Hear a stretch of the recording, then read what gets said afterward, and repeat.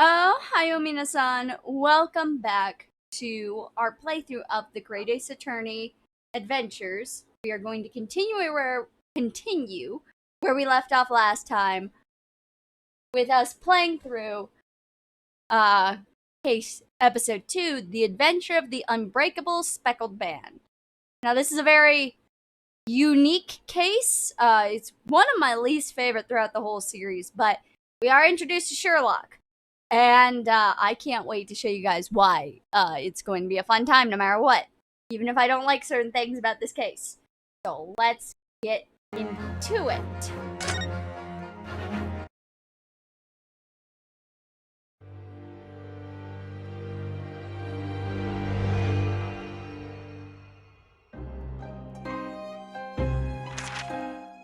In a corner of that small, dark room, Sholmes and I waited with bated breath. In time, there came from the ventilator a hiss and a soft, almost growl-like sound. Suddenly, Sholmes sprang into action, lashing furiously with his cane at a point in the darkness. "You see it, Wilson?" he yelled, his tense voice reverberating through the air. I raised my dark lantern shutter, and the room slowly came into view. Sholmes was staring intently at one particular corner when he started whispering to me. The victim's most perplexing final words. The Speckled Band. I believe this is the terrible coil to which you referred, Wilson. In front of us was an enormous adder, its fangs bared as it threatened to strike. It truly was the most terrible speckled band I had ever seen.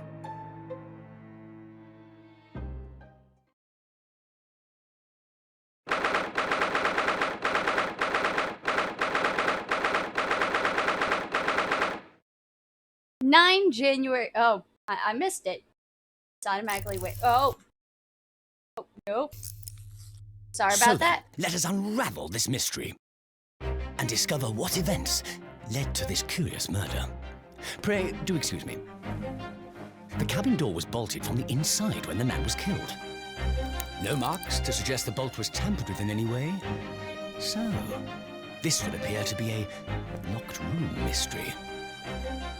In his final moments, the victim scrawled a message on the floor. Almost certainly with the ink from this upset bottle. A Russian word. So the victim was a Russian man then. And the letters are well formed, suggesting he was compos mentis at the time. This is a most extraordinary script. And evidently not penned by the same hand as this message. In fact, I deduce it was written by someone of a different nationality.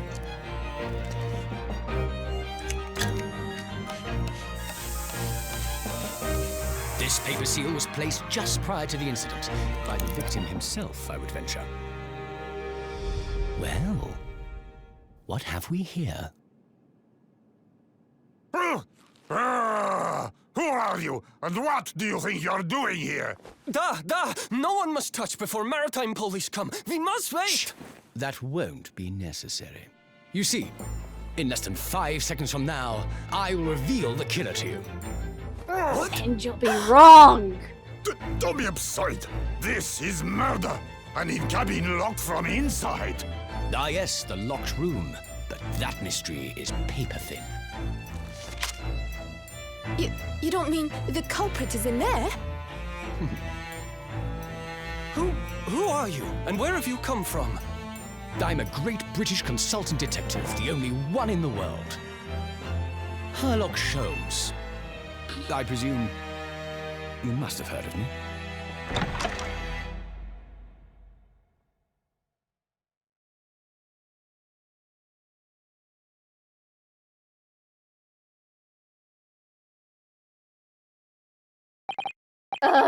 My head is throbbing. That was fantastic. I'm giving Herlock's voice actor like all the praise in the world. That was perfection. Oh my dear God, that was so great. What's going on? Something's not right here. There's trouble in the air. And to anybody who's wondering why there's no subtitles on the animated cutscenes, it's because I have turned that off. I do that for most of my videos because I like not having the obstructive view of the subtitles, especially when it's being spoken in English. But I understand that some people do like the subtitles so that they can follow along. It's just my own personal preference, and thus, obviously, they're not on. Wait, I can't move. What the? Why am I in handcuffs? So you wake up now, We had to drag you out of the war. That's an Indian accent. We had to drag you out of the war. I can't do it. We had to drag you out of the wardrobe. I do not believe you could not wake up. You are a true cold-blooded man. You found me then. We found you. And now you pay. Criminal. How long are you hiding in that tiny wardrobe, huh? Sorry? Now you've been found. It's time to admit your crimes. Unless you want to find out how cold the ocean is, No, I'll tell you everything. There's only one thing I'd like to know from you. Isn't that... Why did you do it? Why did you take his life? We're gonna get into the part of this I don't like. Miss Susato. Wait, what did you just say? Take his life?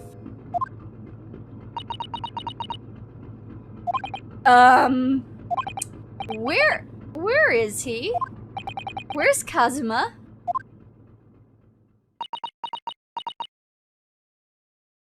Like, I'm not gonna spoil anything, guys, but when we get into the Great Ace Attorney 2, I'm gonna, like, break down why this case is so infuriating then.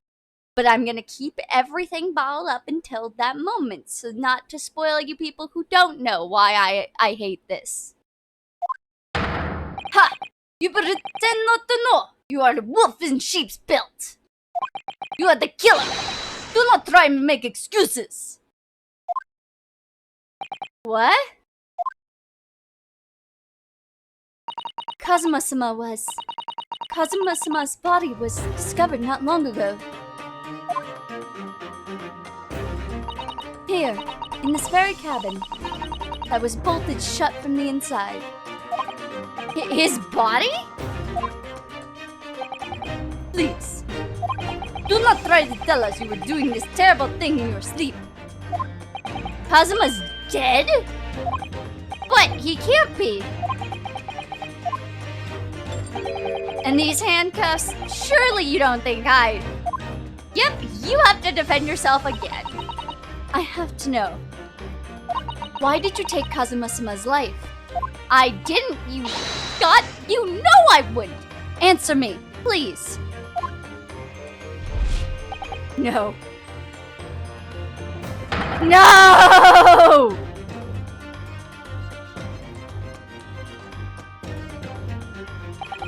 Kazuma. It was just two short weeks ago. Are you sure about this? Won't we get into trouble? Don't you find it fun being a stowaway? Besides, how else could you come to England with me to study? It was really something else when they brought your luggage in here earlier, though. The way that Russian crewman just tossed your traveling case onto the floor. I thought I was gonna die. Yes, I still can't quite believe that. I really didn't think you'd be able to fit inside my trunk. You must be even less of a man than you look. Oh, Kazuma! Hey! Honestly, I thought I'd broken every bone in my body. Well, if it's about 50 days until we dock in Great Britain. But if you confine yourself to my cabin here, I don't expect anybody will discover you. Ugh, I hope not. I get a feeling those Russians wouldn't be very forgiving of a stowaway. They're a sturdy bunch, that's for sure. What I want to know is, why do we need to keep it a secret from the young lady? From our faithful judicial assistant, Mikotoba, you mean? From your close friend, more to the point. Surely we could confide in her, couldn't we? I don't believe she'd give me away. No, but if she knew what we'd done, that would make her guilty by association. It's best that only you and I know about this. I suppose so. Anyway, it's about time that the steward is supposed to come and clean the cabin. I know it's cramped, but you better get in there. I think it won't be for long. And anyway, compared to hiding inside my traveling case, it'll be a breeze. Yes, but what if the steward decides to open the wardrobe for some reason? Then I'll be in for it. Stop worrying. I tell you what, why don't you write keep out or something on this piece of paper? What? Then I can stick it over the wardrobe once you're inside. I don't know. We've only been at sea for about 15 days. How can this have happened? We were supposed to be going on this adventure to England together. We leave you at next port. Stay quiet till then. Don't make more trouble for yourself. Murderer? No, I'm not a murderer. Doc, you said that before. You said you admit everything about your crimes. No, that's not right. I mean, yes, I did stow away on this ship, but... murdering my best friend? No one else could have done it. Admit the truth.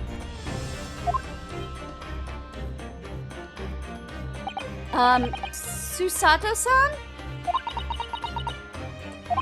Please, tell me what happened. I need to know. Very well.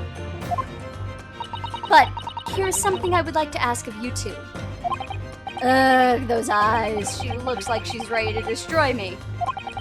This nightmare is getting worse by the minute. I suppose all I can do is try to find out what really happened. I mean, I need to know what happened. We're kind of in a little bit of a pickle here.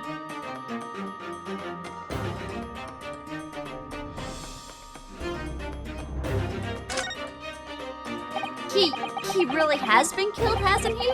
This isn't just a bad dream? And these handcuffs. They think I did it? They think I'm Kazuma's killer? When they found him, the cabin was locked from the inside. What do you mean? There's no access to the cabin via the porthole window, and the bolt on the door can't be operated from the outside. In other words, after the crime, the culprit couldn't have escaped these four walls. What? Or to put it another way, the culprit can only have been somebody inside the cabin. Or do you have some other explanation? I will figure out a different explanation. This is impossible. How did he die then? What happened exactly? Are you still going to deny the charge, even despite the circumstances? Please, Susato-san, you have to tell me. The cause of death is still undetermined. They don't know how he died? The ship's doctor is examining the body, but of course, he has no post-mortem analysis experience. I don't suppose we shall learn more until an expert has been consulted at our next port of call. So presumably that means there were no obvious signs of external signs of injury then. That's true, yes. Alright, about the incident. Can't anyone tell me what actually happened here in this cabin? I don't understand it. Why would anyone want to kill Kazuma? Presumably that's something you know the answer to better than anyone. Oh, shut up. I didn't do anything. Please. Whatever you say, you were here in the cabin after all. God damn it, Susato-san. This is one of those moments where it's like, God, why? Also, why do we have to repeat Ace Attorney tropes where we are involved in a murder of our mentorish figure? It's like I'm playing the first game again. Well, yes, I was, but... He would always wake up before dawn and do his training first thing in the morning.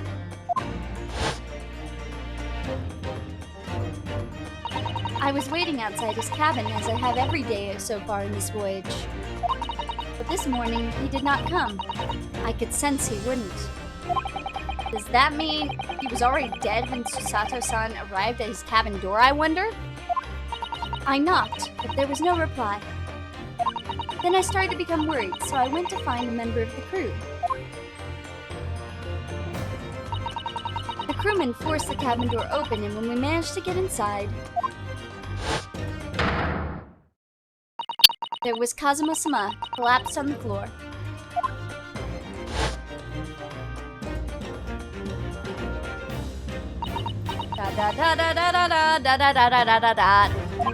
And the white tape there shows exactly where he was found, I suppose. I had no idea anything had happened. I must have been asleep in the wardrobe somehow. I wish it wasn't the case, but that's just very hard to believe. This is all very hard to believe for me too, but the sign was on my wardrobe, so I couldn't have put it there. So obviously I didn't do anything. Trust me. Now I've told you everything I know. So it's my turn to ask you a question. Yes? Alright. Ugh, my head feels so heavy. It's still throbbing like anything.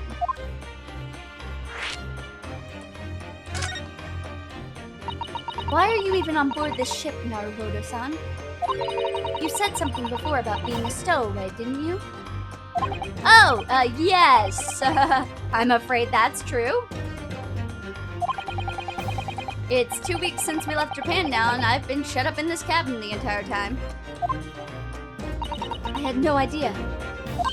But how could you have occupied Kazuma-san's cabin for so long without him noticing? No. That would have been impossible, obviously. Do you not understand that we were in cahoots of me stowing away here? Yes, of course. Kazuma invited me. He wanted us to go to England together. He actually asked you? But why?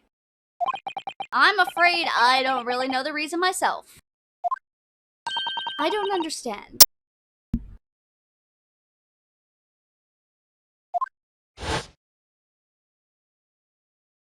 Kazuma, why do you want this? What's the real reason? Why go to such extreme lengths to smuggle me to England with you? Da da da da da da da da da da da da da.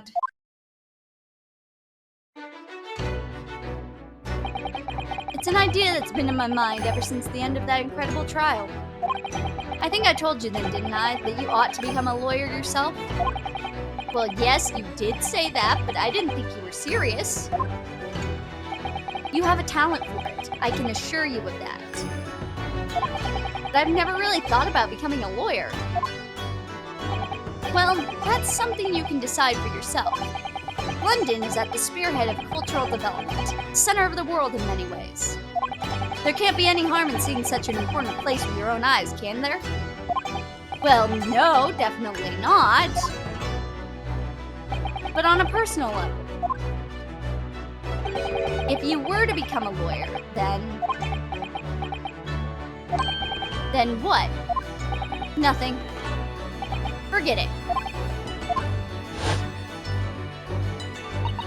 Da da da da da da da da da da da da. Kazuma-sama he was always saying the same thing, that he wanted to change the Japanese legal system. Perhaps he thought that he could do that with you. Yes, maybe. But something's still bothering me a little. The look in his eyes then. It was darker than I've ever seen it before. Susato-san, I'm sorry that we kept it a secret from you, my stowing away on this ship, I mean. If If I know Kazuma-sama, I expect he was trying to protect me, to avoid me becoming guilty by association. That's exactly right, yes. Word perfect, in fact. If you're not the culprit, then tell me, what happened last night here in this cabin? Well, the thing is, I don't really remember. She's like, I don't freaking believe you. Kazuma brought me something to eat, just like he always did. And then I got myself into that wardrobe over there, just like I always did.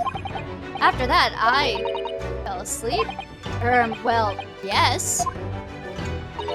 So deeply you didn't even stir when Kazuma-sama was killed? Well, yes. Which makes me think he was not killed in this room, and this is all your incredible ruse. Da da da da da da da da da da da da da da. I know it sounds unbelievable, really I do, but it's the truth. If only I'd woken up, then perhaps I wouldn't be in this predicament. And for some reason, my head's still throbbing like anything. Really?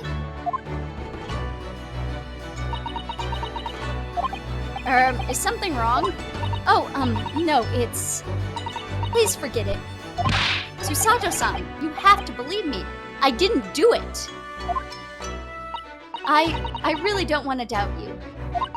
But the trouble is, there's no one else who could possibly have done this. I mean, I will find somebody else. Just let me investigate the crime scene.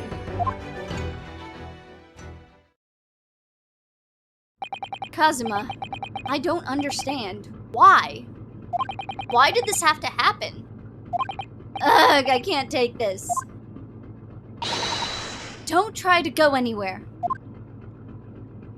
You're the perpetrator of this crime. You can't leave. I can't allow that to happen. I'm sorry? But Kazuma was killed right under my nose here, and I didn't do anything to stop it. And now I'm supposed to just sit around? My hands tied while whoever did this walks free? No, I can't allow that to happen. Well, what do you propose to do then? I'm going to investigate. I'm going to find out exactly what happened here. I'm going to work out who took Kazuma's life and why they did it. So I'm sorry, but you're gonna have to excuse me. Hi-ya! Ow! What the? That was a Susato takedown. Susato what? What martial art form is that? I'm going to need you to prove it. Sorry? Prove it? Yes, your innocence. I need evidence. Fine by me? Well, how am I supposed to do? Have you forgotten already? What you achieved just a few weeks ago? You successfully defended yourself in a court of law. I see. She's expecting me to present some conclusive evidence, which I do indeed have. I have to get Susato-san to believe me. I'll show her some evidence right now that proves I'm not guilty of this awful crime. By the way, I'm really happy that they're using honorifics in this.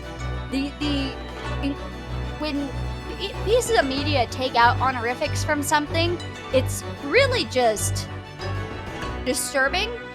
I don't quite understand why anything would take out a piece of media like an honorific, especially when it's something very important to the media it's being presented for. I think it mostly affects stuff like slice of life anime and sports manga and sports anime. It's something that is actually like vital to the anime itself and the relationships of these characters. That when you remove it, it's just, why? In this situation, San is one of the ones that you could remove. It does have something that you can translate into English with Mr. and Mrs., but everything else does not really translate. It is something that is so uniquely Japanese that you can't translate it. And so, the best thing I can think of is just keeping it in. It's something I think that has become such a part of anime culture that most people are gonna know what it means. And even if you don't, you're gonna catch on pretty quickly that it's a term that ends somebody's name. You're gonna connect the dots. And it's one of those things that I really want people to stop taking it out of media.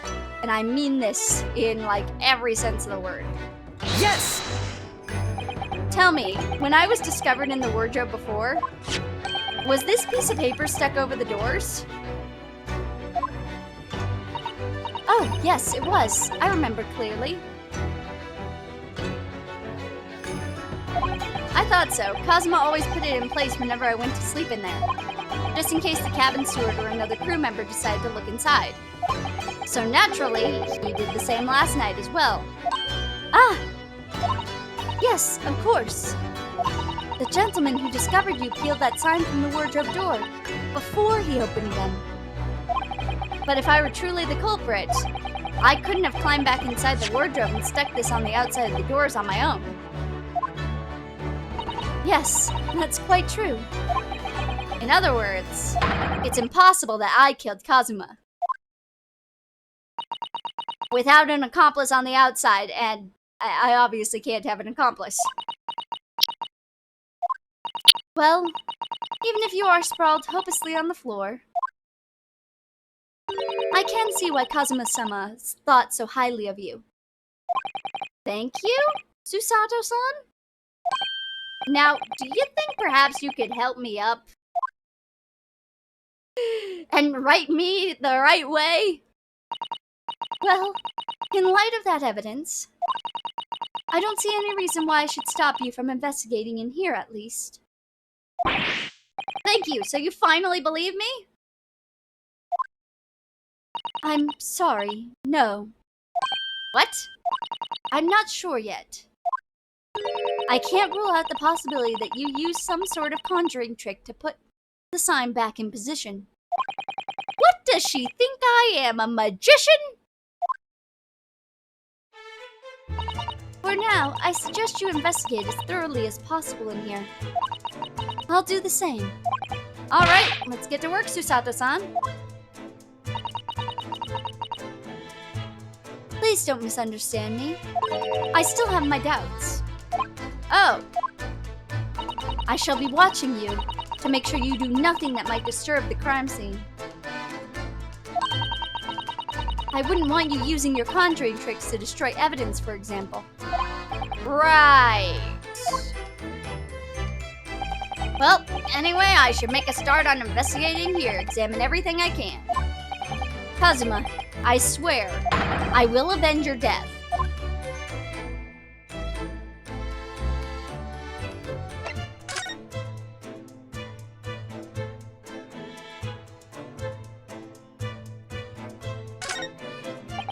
Perhaps I should see what this Russian crewmate makes of the scene of the crime. Excuse me? What? I was wondering how it's... Ryunosuke, what the hell? Grandmother told me Japanese people do not make jokes. But I see it's not true, I see. Sorry? The criminal asking for investigator for information about his crime. Very funny. Oh, it wasn't supposed to be a joke. He doesn't appear to be laughing either. He's convinced you're guilty. He might have useful information though. I have to keep trying. So, last night, did you notice anything out of the ordinary at all? Dot. Night! Of course not. Now back to corner of room and make silent. I say no more to you. Yeah, my Russian accent is just horrible. Did I hit a nerve? Just for a minute there, he seemed a little flustered.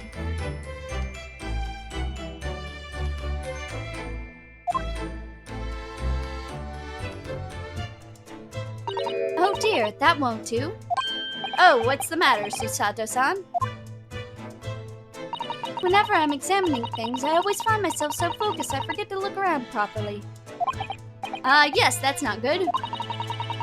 I don't suppose you're as foolish as me in that regard, are you, Naruhodo-san?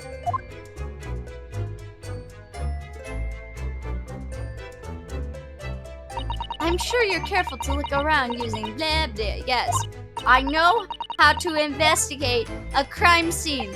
This is not my first Ace Attorney game. It's definitely not my first 3D Ace Attorney game.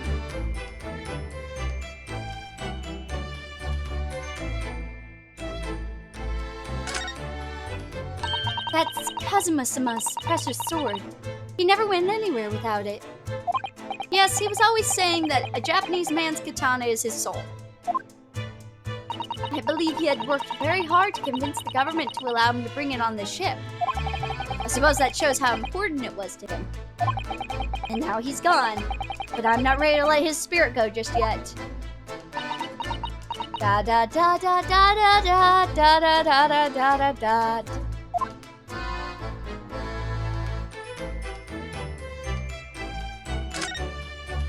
That's my dinner from last night.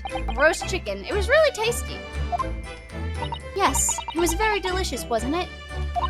But did you eat it on the floor here? I'm not a dog, Susato-san. I ate at the table, of course. Which begs the question of when and how did the plate end up on the floor?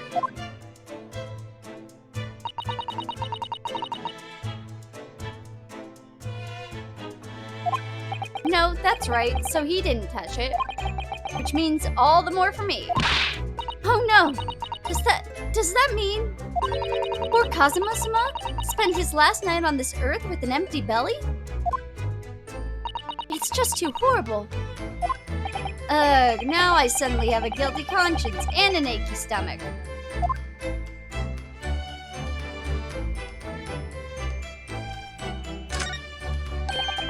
Seigi, the Japanese word for justice. The brushstrokes are straight and true, just like Kazuma. Yes, his calligraphy was always a reflection of his heart. Yet can you really look at those characters without feeling shame knowing who drew them so thoroughly? Of course I can. I mean, I'm innocent, so why shouldn't I be able to? Stop glaring at me, even though you stowed away on this ship. God darn you. Now you're gonna bring that up, aren't you? I can't win. What is that? What do you think this is? Looks like a broken piece of glassware. Whatever the thing was, it appears to have broken clean in two. The glass is such a beautiful color. It looks like a cute little Netsuki fastener from a kimono outfit. I'm not sure that sounds like Kazuma. He wouldn't have secretly carried a cute little trinket like this around with him, would he? The mark besides it, what is it, I wonder? It has sort of a brick-like hue. Yeah, you're right. It's the color of brick, isn't it? Even though I don't see anything of the same color anywhere in the cabin.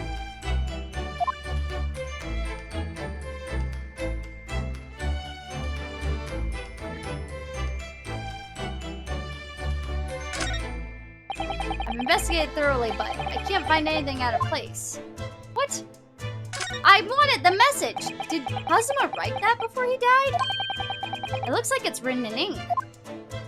He must have knocked the ink pot from the desk when he collapsed on the floor. Then I suppose he wrote the message by dipping his finger in the spillage. Again, how the hell could he have written something in a language that he does not write in? Poor Kazuma-sama. No doubt he was in terrible pain. It's almost unbearable to imagine. I suppose he was trying to leave some kind of clue in his final moments, was he? I'm sorry, partner, but I can't read your writing. I don't think that's Japanese, Naruhodo-san. What? Then what language is it? It pains me to admit it, but I don't know. It's not a foreign script I'm familiar with. What does it mean, I wonder?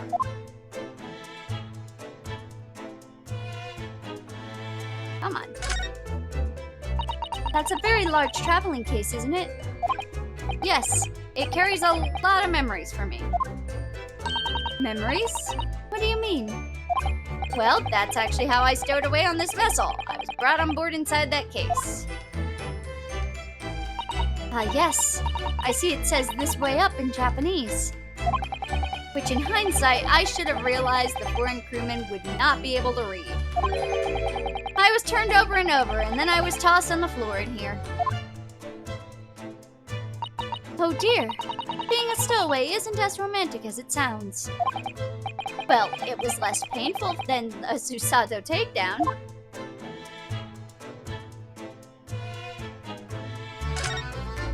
The books have fallen over on the shelf. Look, they're all toppled the same way.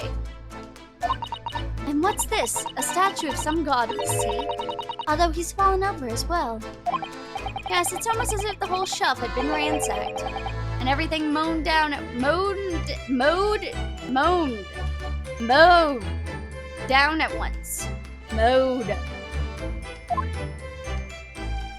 I wonder if perhaps it was Kazuma-sama's doing? His morning sword training, do you think? I seriously doubt it. Then perhaps it was you, Naruhodo-san, in a fit of rage? I wouldn't have bothered leaving the wardrobe just to mess up a few books and a statue. Could the way these things have been thrown about have anything to do with the case I want? Well, I'll just set everything straight again. I don't like to see a mess.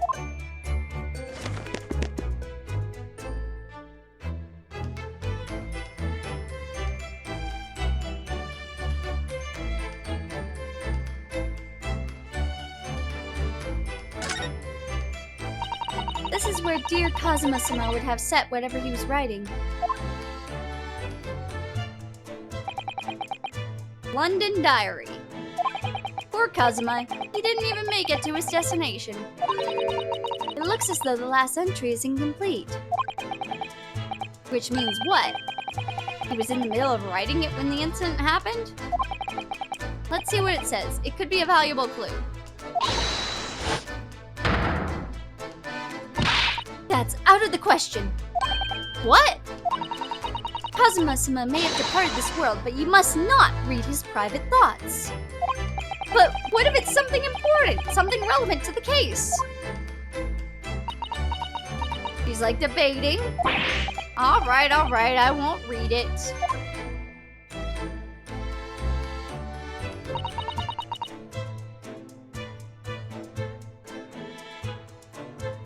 Poor Kazuma-sama. I don't like prying into people's personal matters either. But in this case, isn't the need for clues more important?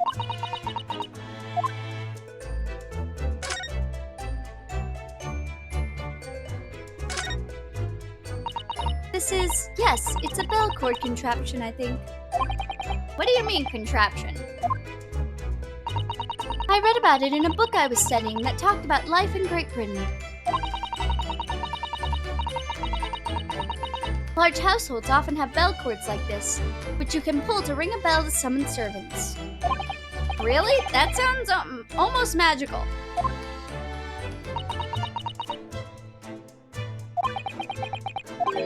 Shall we give it a little try? Yes!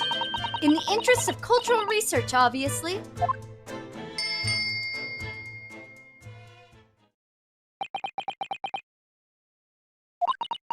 And nothing happens. I suppose nobody comes for lowly Japanese people. No, I'm sure it's just that everybody's busy, that's it.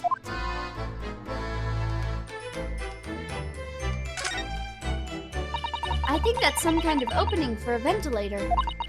A hole through which fresh air can circulate into the cabin. And an easy escape route. Isn't that a little odd? What do you mean?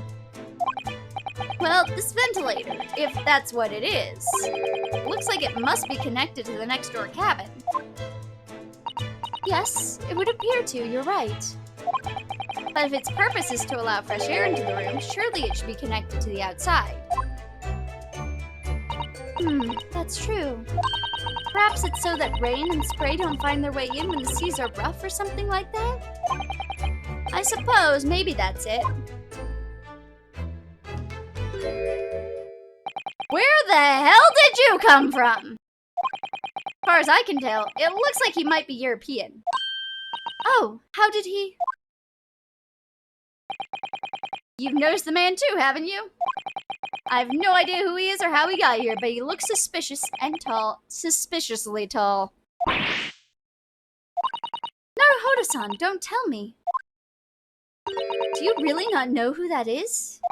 Well, no, I don't have any foreign friends or acquaintances at all.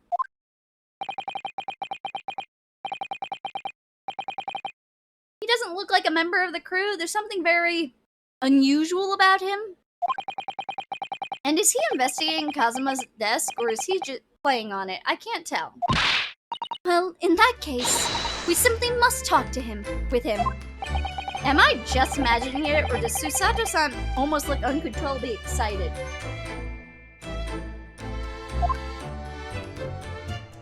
By the way, I expect that you've noticed already, but just in case, if you press A on people when they're in the crosshairs, you can converse with them. Alright then, I'll get that suspiciously tall gentleman in my sights and see what he has to say for himself. I think I have to look at the closet though first.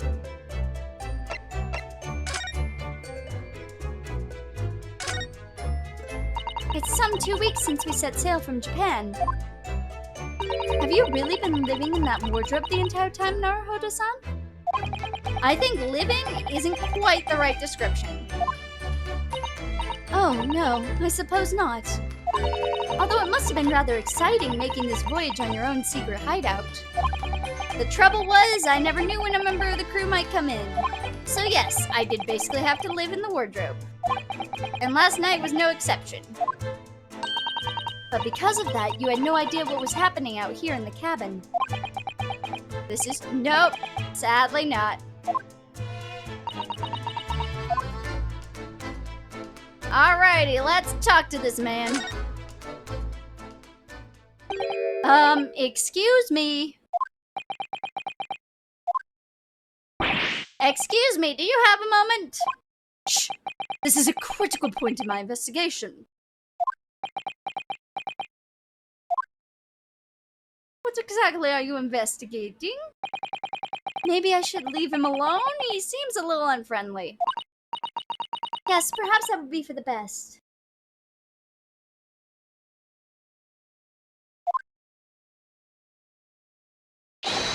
Greetings! I hope I haven't kept you long.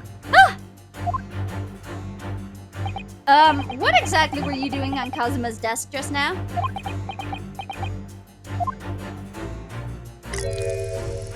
Oh, dear God.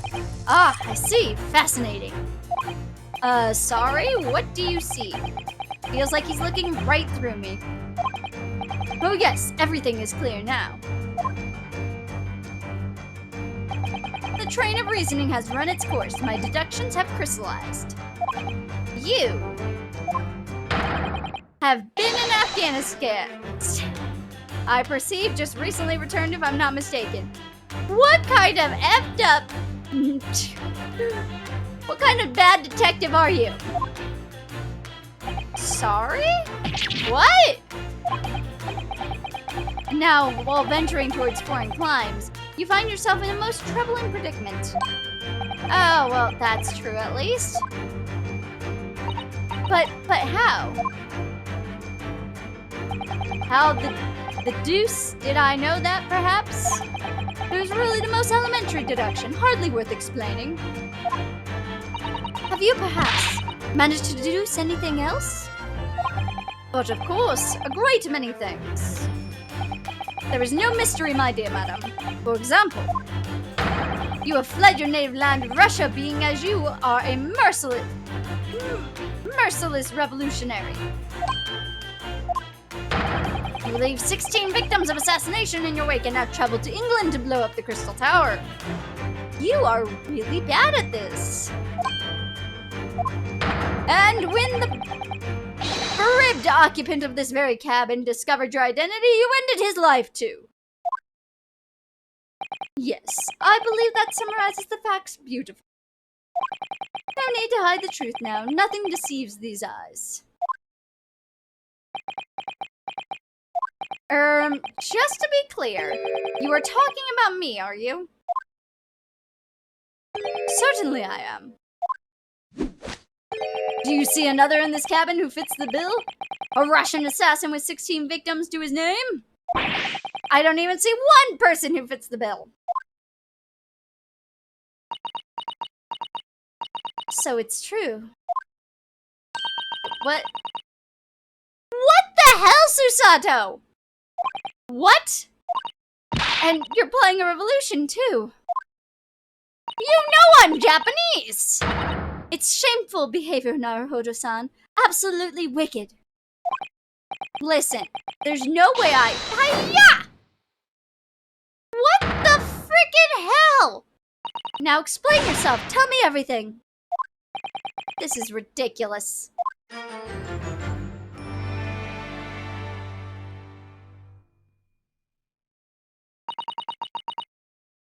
How could you do it? For pity's sake, open your eyes. I'm not a Russian revolutionary, obviously. Oh, forgive me. And as for you, what kind of deduction was that? You were just saying the first thing that came into your head.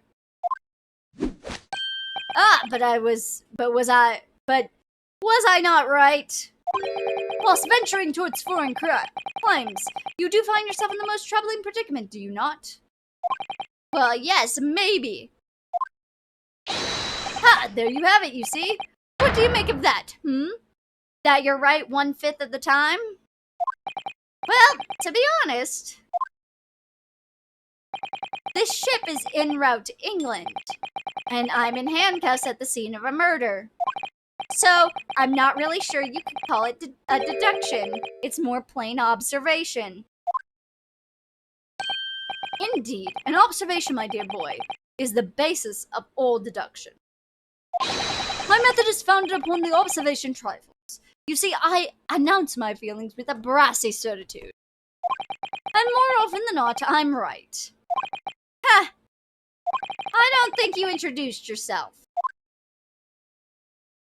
Ah, my apologies. How remiss of me.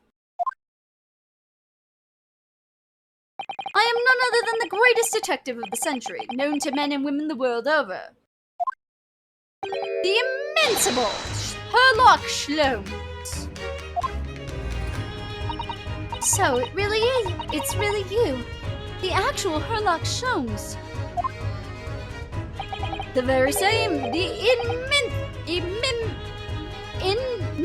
inimitable actual Sherlock Holmes. Do you know this man, Susato-san? The most famous detective in the world, Naruhodo-san. Of course I do. There's nobody who hasn't heard of him. Well, obviously I haven't. What planet have I been living on, then? We must ask him what he's deduced. He will have worked out the entire case already, I'm sure. Really? Why do I feel uneasy about this?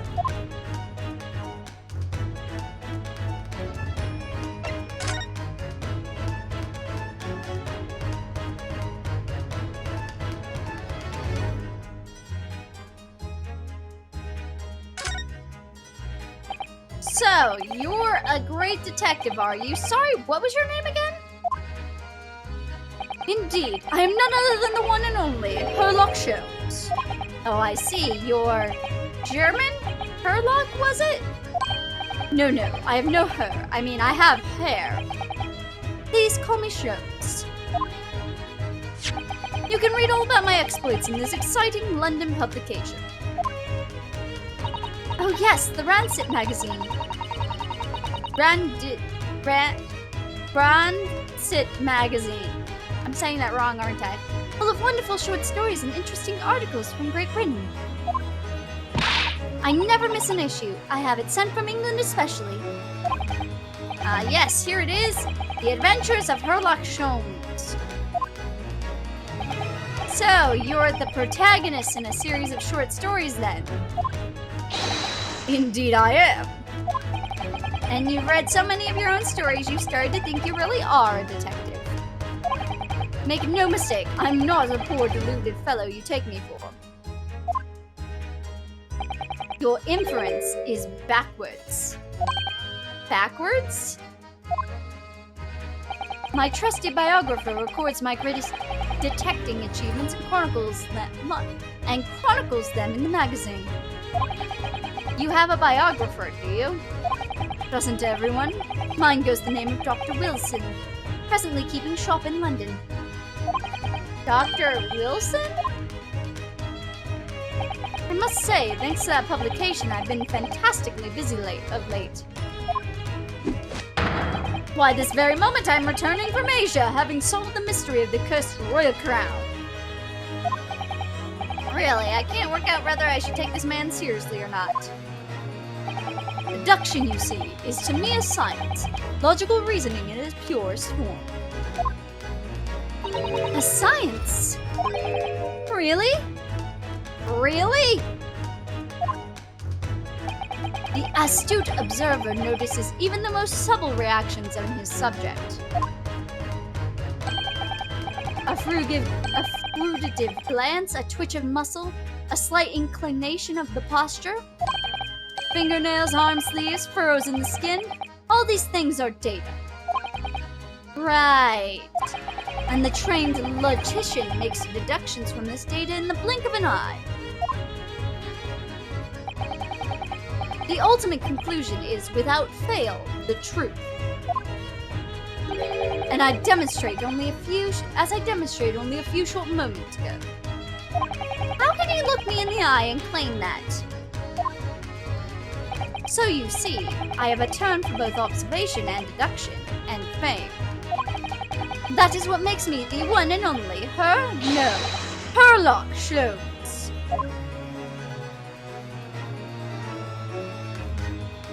Alright, let's talk about Cosmo's death. Have you managed to deduce anything about this particular case yet? Have I managed to deduce anything, my dear fellow? Who do you suppose discovered the culprit in his most cunning hiding place? That's right. It was none other than the great detective before you now, Mr. Sherlock Holmes. Ah, I see. In other words, I'm in these now because of him. Great, putting that into perspective. When I became anxious about Kazuma-sama this morning, I summoned all the crew members to force the cabin door open. And I concealed myself among their number, gaining entry to the scene of the crime. Yes, lucky for everyone, the great detective Sherlock Holmes was on board. And the handcuffs seem to be an excellent fit, Mr. Naruhodo. Arrgh! The very moment I laid eyes on the scene, two facts were immediately apparent to me. Oh really? Two facts, you say? Well, I'd like to know these two facts that you think were so important.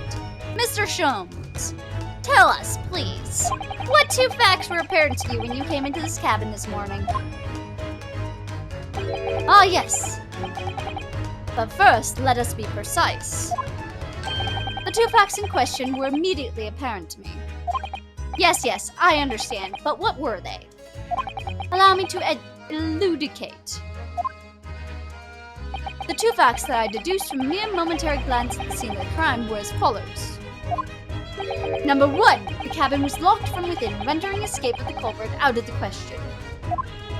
Number two, the victim was Russian and killed following a dispute with an acquaintance. Hold on, Mr. Sholmes, what made you think the victim was Russian? Observe the dying message left by the victim on the floor.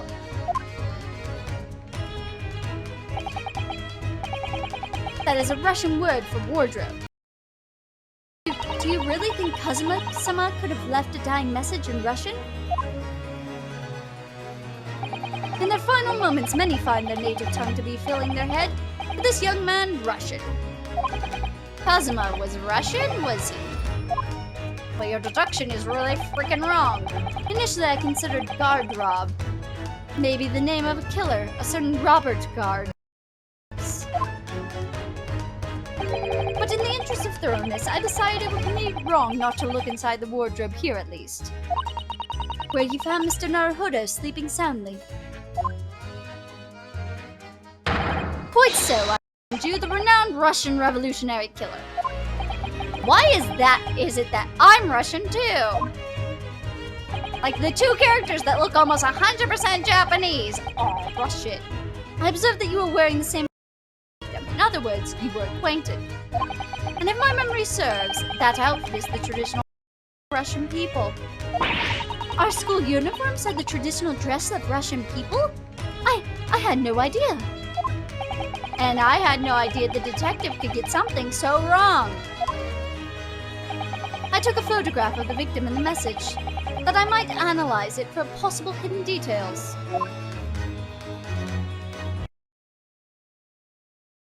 What was in his hand? What was in his goddamn hand? This was taken immediately after the young man was discovered, before the body was removed. Yes, Kazuma had already been taken away when I woke up. This is the first time I've actually seen him like this.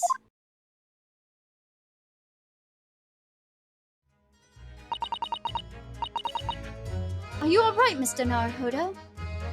Oh, yes, thank you. The photograph of the crime scene has been entered into the court record. Can I ask you something, Mr. Sholmes? What, pray? You mentioned Russia before as well, didn't you? You know, when you said I was a fearsome revolutionary fleeing from Russia and all of that? Oh yes, the train of reasoning that led me to the truth. Would you mind explaining that train of reasoning to me, do you think?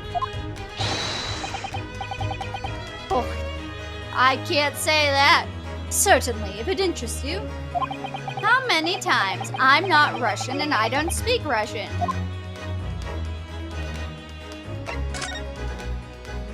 Can we talk about your deduction before? The things you concluded about me, I mean? The now famously accurate troubling predicament you find yourself in. Actually, it was the other details that I was more hoping to discuss.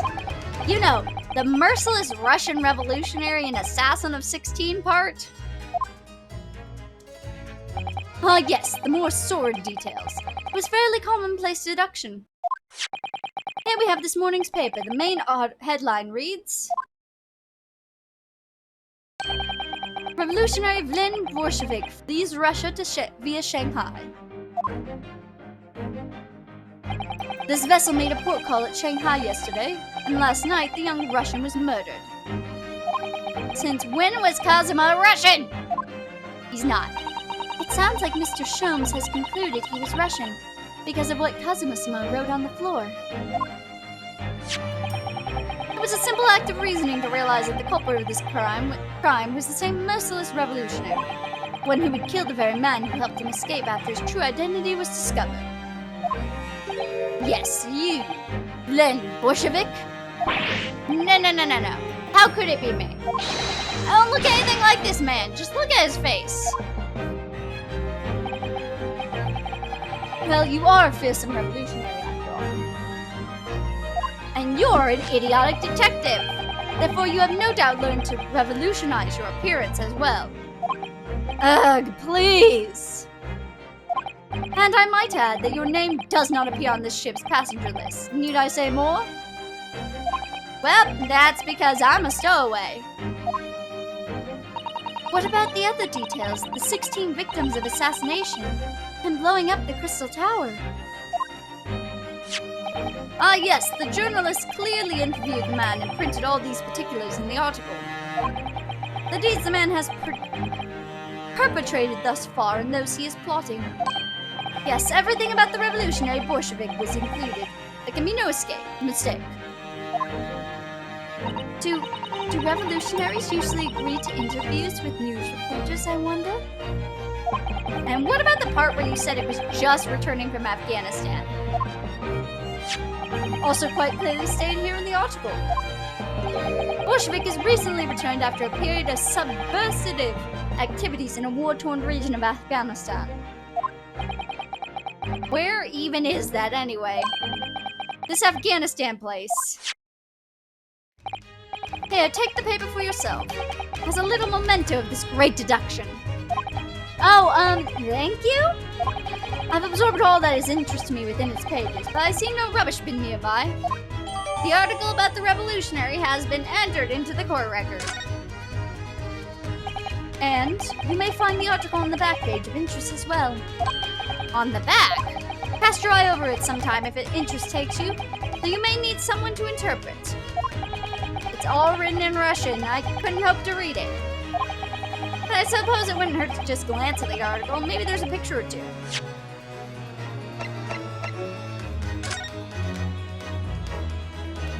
Cool picture. This is interesting. Have you found something relevant, Naruhodo-san? Well, no. I mean, it looks like it might be interesting. I can't read a single word, I'm afraid. No, nor can I, but look at this picture. Perhaps it's about a beautiful young Russian princess, do you think? She is very pretty, isn't she? I suppose you enjoy articles like this, do you? I don't know. I can't make any sense of it. Ah, I'm glad you've noticed the article. Ah! Allow me to give you a short summary of its contents. Oh, thank you. He pops up everywhere, this Mr. Sholmes. It's about the disappearance of a young lady last night. Renowned prima ballerina of the Norvavik Ballet disappears from Shanghai. During a performance in Shanghai, the famous dancer was reported missing. She is, of course, the talented young Nikolina Pavlova.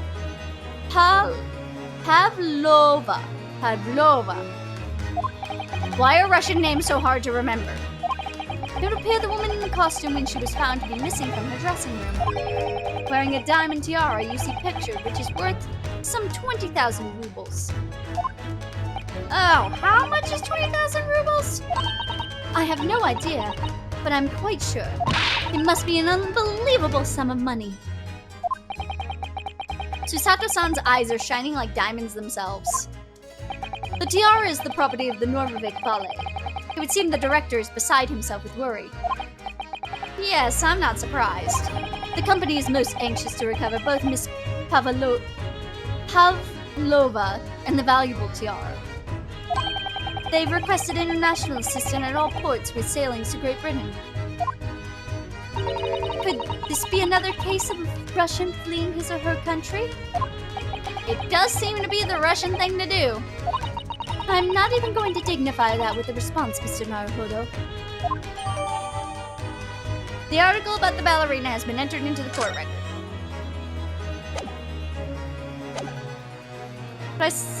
We already did that. What were you just investigating? Before we started talking, you were examining Kazuma's desk, weren't you?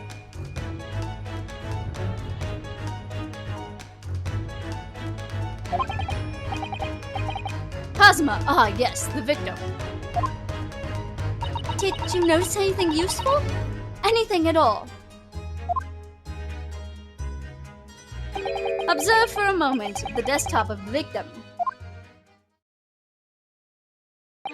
We see that the victim was engaged in penning some text. London Diary. Kazuma was keeping notes of the trip. Ah, but I don't think you should read his private writings. It could upset people. Tragic. And something you ought to perhaps educate before the act of reading. You mean you read it already? It is my business to know what other people do not. Yes, believe it or not, I know a smattering of Japanese.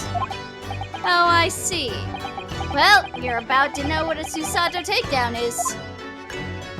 She's not gonna do it because she's Susato-san, aren't you gonna throw the detective with one of your trademark takedowns? I'm sorry, Naruhodo-san. What on earth do you mean?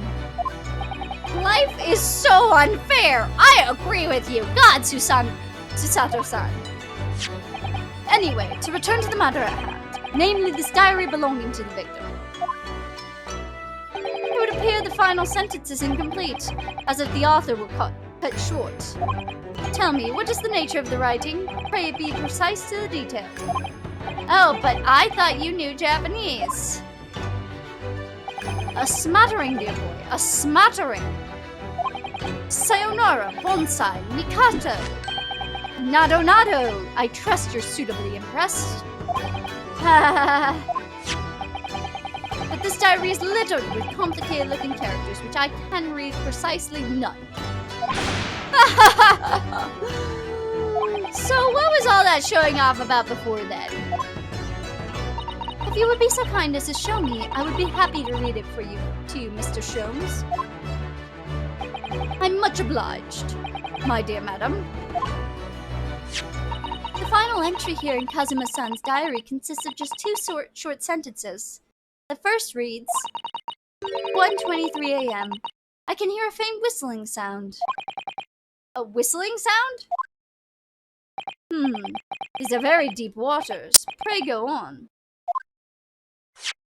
The second sentence reads, 1:35 a.m. It looks like some sort of speckled band is dangling from the ventilator grill. A speckled band? What on earth does that mean? I have no idea. I've never heard that expression before. The ventilator grill, you say? The man was presumably referring to the lattice there on the wall, which connects to the adjoining cabin. Which means this isn't a frickin' locked room, you goddamn idiot! Kazuma's diary has been entered into the court record.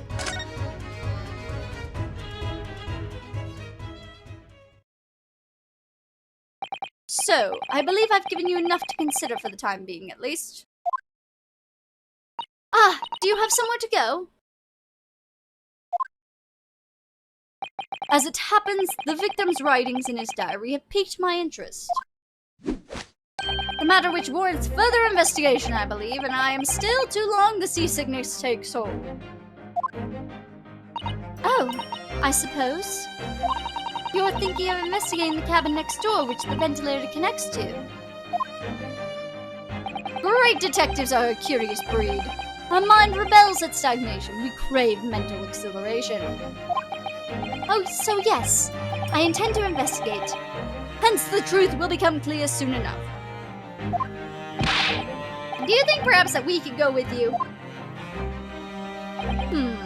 No, that would be somewhat complicated. What? But why? A simple glance at your wrist should reveal the answer. Oh, please. After all, you're the prime suspect in the matter. Nope. There's no point in trying to turn it into a question.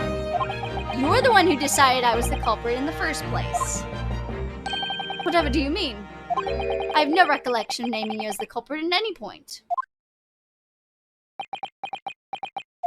You must be joking.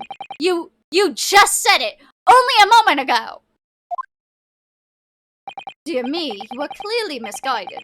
I would have no cause to say such a thing. Well, actually, Mr. Sholmes, I did hear you say that too. You're quite sure? Well, that's very strange. I wouldn't have said you had the face of a criminal, you know. Not really. So what, were you looking at my knees before? Some great detective you are. Well, anyway, that was then and this is now. What do you mean? What I mean, sir, is this. You are the culprit, then you must play the part more convincingly. Roll over and accept your fate. Now he's just being a plain rude. And off he goes, having just laughed in my face. His sense of humor is as twisted as his name. Naruhodo-san, what are you standing there for? We must go and investigate the cabin next door as well. Aren't you forgetting something? What about these? There's no... Hiya! What the hell? After Kazuma-sama spent his dying moments struggling to leave us a clue, you're willing to give up. You're just gonna roll over and accept your fate? Ugh! As if you gave me any choice in the rolling over part.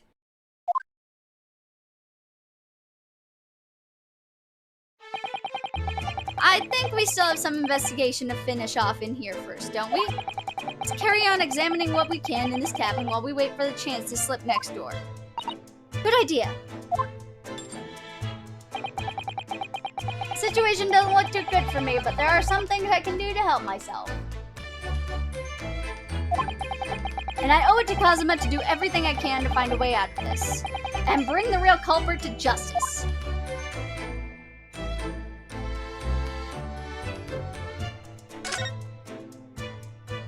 Is that what I'm missing? These are the rules of passage for travel aboard the SS Bura. It's essentially a list of requests from the captain to all passengers on board. Passengers must not keep weapons or other dangerous objects in their cabins. Pets are also strictly forbidden.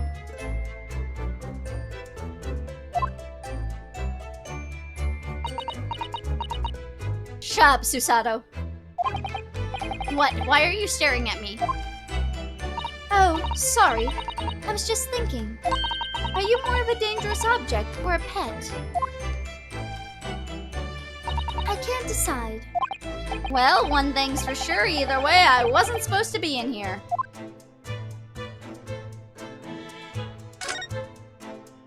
When I went for help, the crewman forced the door open. This bolt had been firmly closed. It's quite a small bolt. Not particularly sturdy, and it just slides across the structure shut. But still, with the door bolted, there would be no way to get in or out of the cabin, that's for sure. Except for the vent! It's no wonder everyone suspects me. When she glares at me like that, I feel tense all up and down my spine. I remember reading once in a detective novel, the culprit used a needle and thread to draw a bolt across from the outside room in a situation like this. Yes, that is a clever trick, isn't it? I'm an avid reader of detective stories myself. But the door of this cabin and its frame are made of metal, and they seal together perfectly. There would be no possibility of using a needle and thread trick here, I'm afraid. When she glares at me like that, I feel pins and needles all up and down my spine. Oh, look over there. The crewman, do you mean? He wasn't there before, was he? That's what I thought. Why don't we try talking to him? Probably because I'm likely to get yelled at again. But I suppose I could try.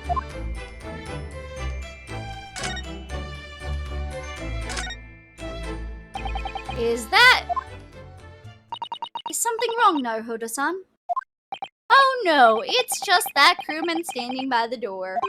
I can't help but feeling like I've seen him somewhere before. Oh yes, you're right. He does look familiar. How would you know? You weren't allowed in the courtroom. Excuse me. Oh, wait, no, because she went out to eat with us. Never mind. Excuse me, sir. Yes, what can I do for you? Da-da-da-da-da-da-da. I recognize that face, but it can't be. Are you on board this ship, my dear sir? It is! I didn't know you were here, Inspector Hosonaga.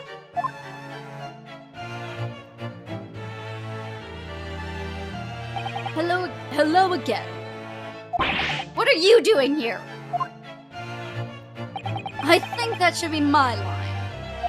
I was so stunned when I saw you, my heart stopped. Nearly stopped, I hope. I received some special orders to go undercover as a member of the crew on board this ship. Again? You certainly seem to enjoy undercover work, Inspector. If there's anything I can do to help you, please ask. I never expected to see this man on board. But perhaps his presence can help me out of this hopeless situation. Wait, no. Oh. Special orders? So what are your special orders this time, Inspector? Yes, and why are you dressed as a member of the crew? Da da da da da da da da da da da da da. I'm so sorry. This is all my fault. I take full responsibility. For what? My orders were to act as Asogi-san's bodyguard. You were supposed to protect him and you let him die? It was the Minister of Justice, Jigoku, who pushed for this overseas study tour to go ahead. And he entrusted me with ensuring that Asogi-san reached Great Britain without being assassinated.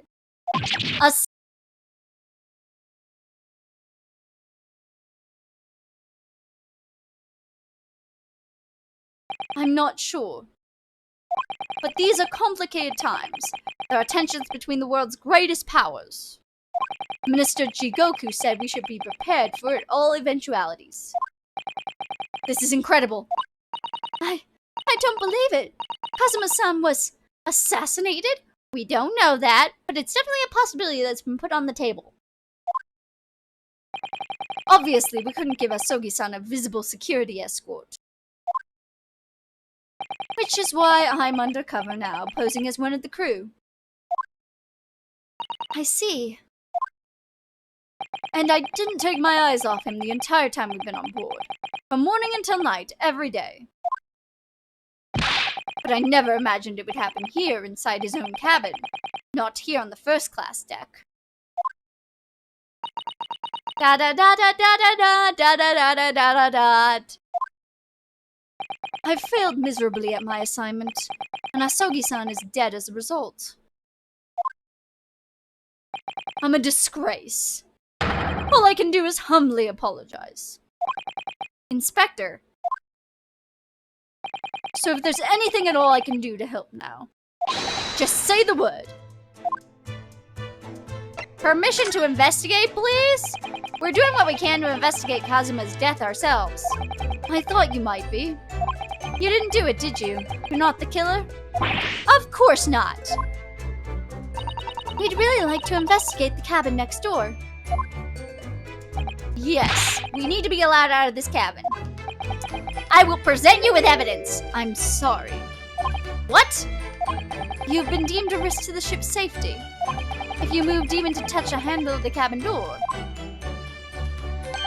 That stormy-looking seaman there would surely snap your neck in two. I suppose I'm not just a stowaway now. They think I'm a murderer as well. Da da da da da da da da da da da da da. Would it be possible to give me something to work with, do you think? I'm going to need something persuasive. What do you mean? If I had a solid reason for why the next door cabin should be investigated, for example, I'd do everything I could to persuade the captain to allow it, really. I'd lay my life on the line if I had to. But I don't see how. I know exactly how. Shut up, Ryunosuke. There may be a way. What? Really? Think of how you tried to persuade me of your innocence, Naruhodo-san. By presenting me with a piece of evidence you already had in your possession. Evidence? It's just the same as when you are in court.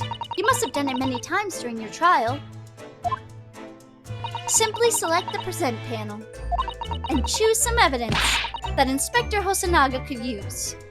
So, evidence that would give us a viable reason to investigate the next door cabin, is it? Alright, yes, I think I might know what we can use. Let's see if I can present the detective with the evidence he needs to persuade the captain.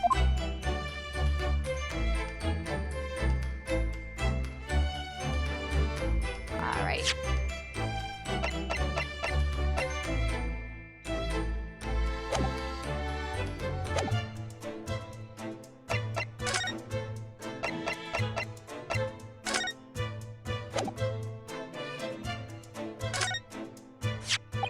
What's that? It's Kazuma's diary.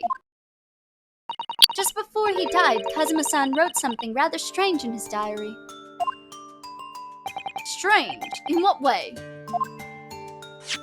He wrote, what looks like some kind of speckled band is dangling from the ventilator grill. A speckled band. That is strange. Yes, we're still trying to work out what he meant by that, but what I'd like to know is... Don't tell me, the ventilator, is it?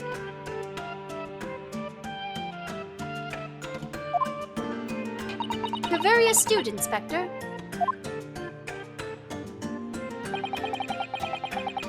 That ventilator clearly joins to the next door cabin.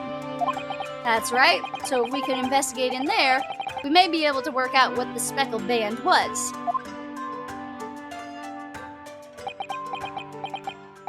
Alright then. I can't leave this cabin at the moment. I'm stuck here until we arrive at the next port. The captain has given me strict orders to guard the scene of the crime, you see? I'll have to entrust the investigation to you. Really? You're willing to do that? Yes, as long as you don't leave the first-class cabin area. I'm afraid I can't remove those handcuffs, though. But what about the captain? Aren't you going against his direct orders? I'm a man of my word. And I promise you that I'll lay my life on the line if that's what it takes to convince the captain. After all, I failed to keep Asogi-san safe. This is the least I can do. Thank you. Let's seize the moment then, Naruhodo-san. Just select move and we can leave this cabin at last. Move. Alright, let's see what we can find out.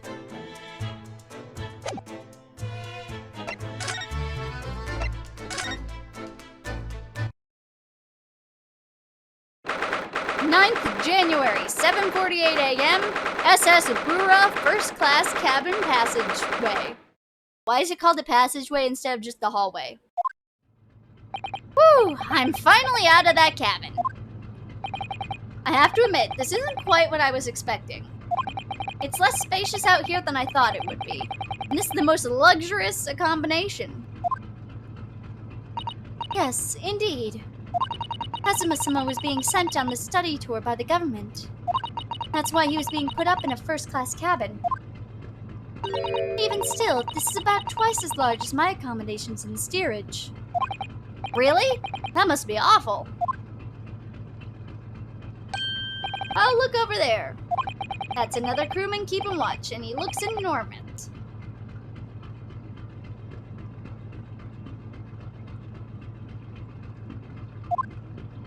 The door next to him leads to the second-class accommodations. I suppose he's making sure no one comes in here who shouldn't. I suppose...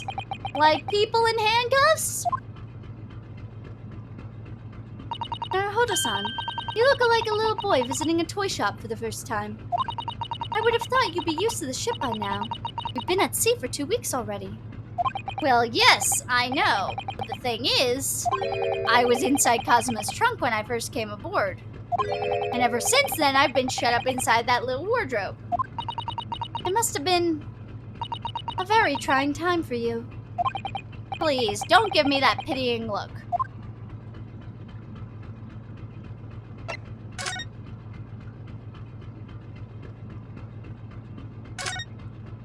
This looks like a plan of the SS Bura. It shows each deck, look. The Bura is a large-scale steamship with a triple-skinned hull. What a marvel of engineering. Well, it's been playing on my mind for a while now, actually, but... how is it that such a large lump of metal doesn't just sink to the bottom of the ocean? Oh, that's really quite simple, Naruhodo-san. It is? Well, considering the Japanese archipelago... the islands of Japan? Yes, they're not metal, but they are enormous lumps of earth many, many times larger than this ship. And they don't sink, do they? They've been floating happily on the sea since the gods created them.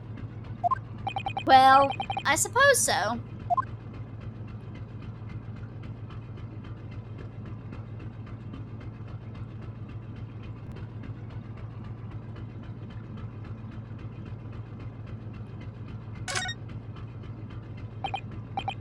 Excuse me, but could I ask you something? You little stupid murderer! That wasn't a good start, was it?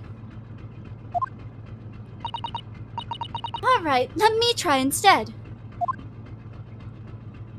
Good day, Mr. Sailor. I'm so sorry to trouble you, but could I perhaps ask something of you? You little third-class lady's maid!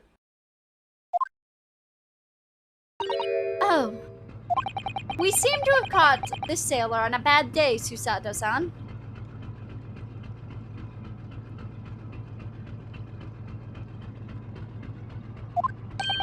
I am not sailor. My mother gave me name.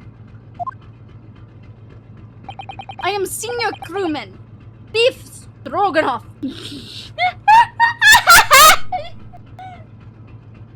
Okay, the puns are still working quite nicely. Beef Stroganoff. I love this game. Woo! The best thing is just to avoid eye contact, I think. Mr. Stroganoff, about this first-class cabin. Here we are the first part of the Bureau steamship for very important purpose. Persons. What sort of very important persons? Government officials, kings and queens traveling secret. Many important persons. That is why I'm always guarding this place. Gosh, that's amazing. But somehow I let stupid Story inside. I want to pick you up and throw you in the ocean. But Stroganoff is not animal. Thank you? If I may, I was wondering, is the cabin next to Mr. Asogi's currently occupied? Da! Susato-san, did you understand that? It sounded like da! I think it's probably Russian for yes. Or no. Genius! It is not permitted to visit other cabins without invitation. Well, it sounds like there's somebody in the next door cabin at least. Yes, it's tantalizing. Well, I'd like to know who's in the next door cabin. Could you tell us who's traveling in the cabin next door? To Mr. Asogi's? His name is Mr. Grimsby Roylott. Grimsby Roylott. He's a very important Western gentleman. A Western gentleman? Do not think about it. He has nothing to do with with murder of student boy. Well, I mean, how can you make that decision? How can you be so sure about that? Mr. Roylott is an authentic Western gentleman. Such a man would have no interest in lower students from insignificant Far East islands. That was harsh. Could you tell us when Mr. Roylott came aboard? That is not your business. Come to think of it, even though we've been at sea for 2 weeks, I've been in Kazuma's cabin the whole time. I've never once heard anything from the next door cabin, or even feel like anyone's there. Well, presumably since this gentleman is occupying one of the first-class cabins, he must be rather important, is that right?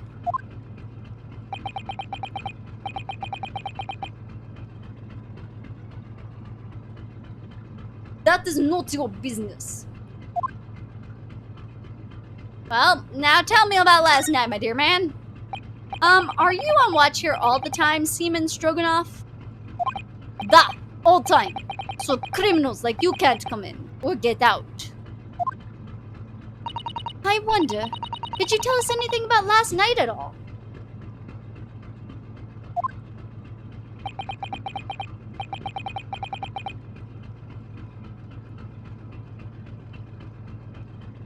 It is sad about student boy.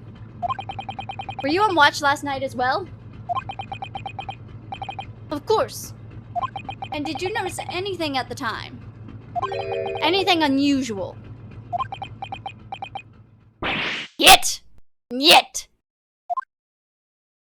Susato-san? Did you understand that? It was clearly a no. I saw nothing unusual. Nothing at all. And you didn't hear any strange noises or sense anything was wrong in some way? I said no! Sorry! I'm not so sure. I could have sworn that he wouldn't catch my eye for a moment there.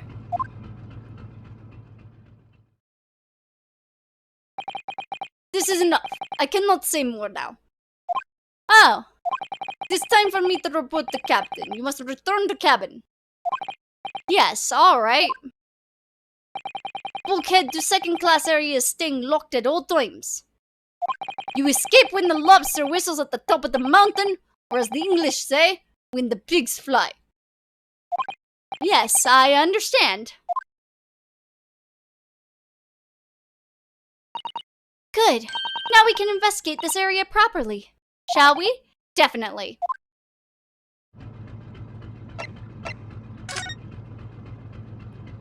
What is that?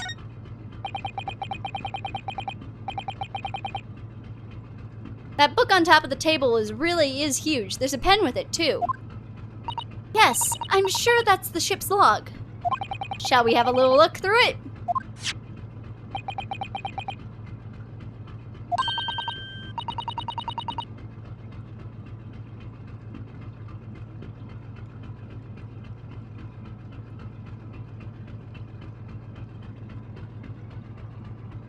Writing is so neat and precise.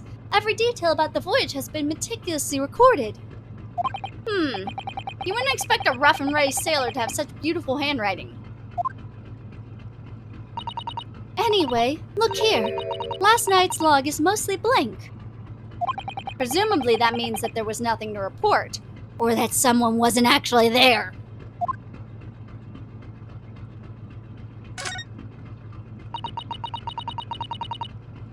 That's the way to the second class area of the ship. Is something wrong? I was thinking about making a run for it, just for a moment. Things aren't exactly going well for me. I might be wrong, but I imagine the moment you reach for the handle of the door, the burly seaman would surely shoot you dead. Yep. Most likely, Ryunosuke, you'd be dead in a heartbeat. Oh dear, I'm sorry. Perhaps I went a little too far there? No, I started it with my talk of running away. And there's no way I could run away while Kazuma's death remains a mystery anyway.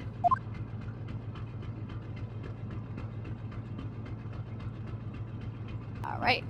I gotta look left. Look at the alarm, look at the trap on the floor, and then look at the door. What do you think this is? It's a pleasing shape, isn't it? That's the emergency alarm. It's probably best not to touch it. Oh, an alarm. It says, press only in times of emergency. It looks as though it sets the alarm bell ringing all over the ship, and brings the vessel to a complete stop. Oh, what are you doing, Naruhodo-san? You mustn't touch it. This is an emergency situation. Just look at these handcuffs. You know full well that's not what the alarm is for. If you were to bring this vessel to a standstill for no good reason, you'd be in an even worse situation. I wish everything would just stop.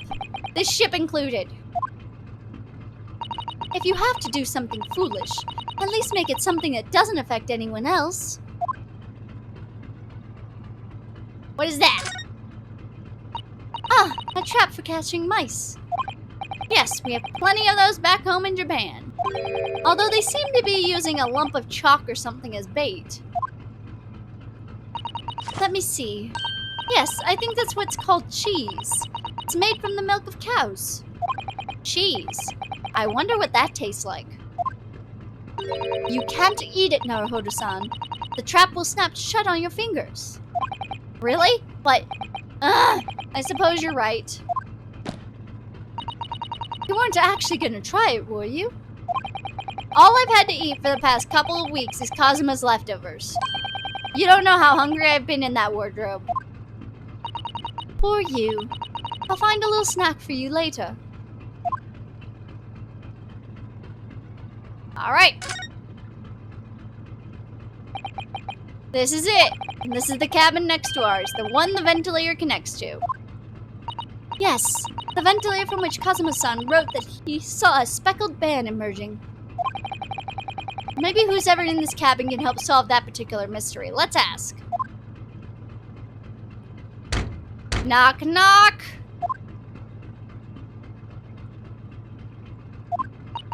No answer. Just go in. We're out of luck, it seems. There's no one in there to help with our inquiries. How annoying.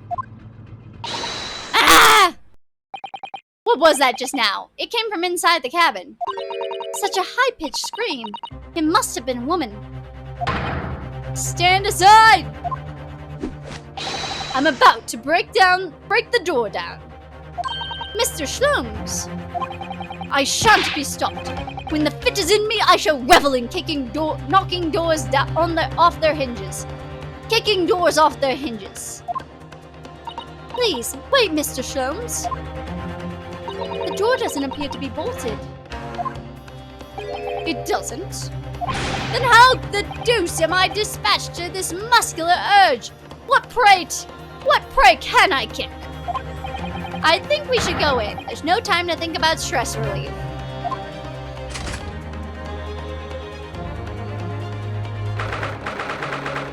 January, SSS Bureau's first class cabin, number 2.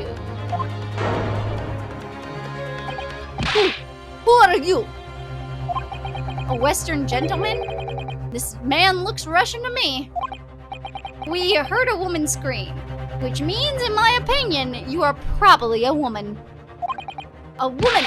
Don't be absurd. As you can clearly see, there's nobody but me in this cabin. True, this old man does appear to be the only person in here. But in that case, who just screamed?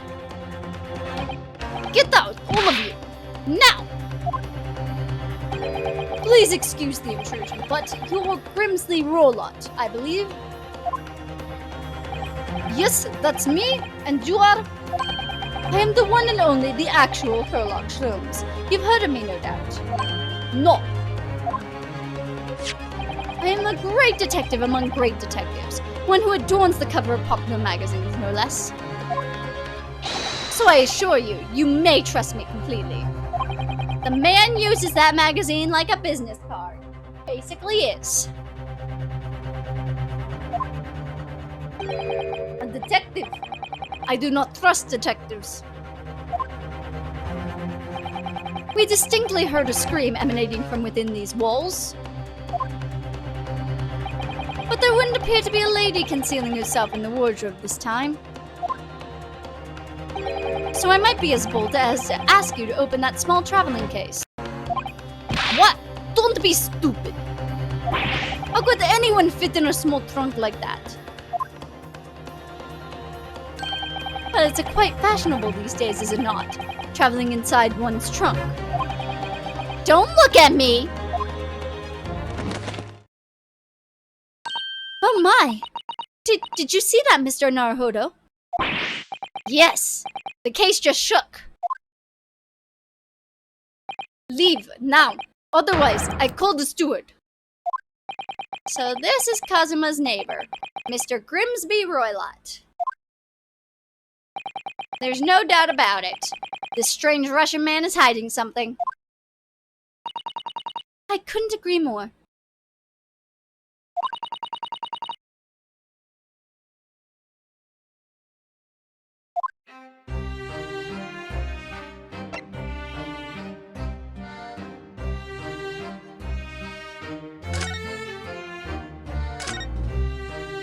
Mr. Roylott, we'd like to talk to you about something. No! Oh! do not want to talk. Leave my cabin now. This is going terribly. We're not getting anywhere here. I agree, but there may be someone else who could help. Perhaps that great detective could get somewhere with Mr. Roylott.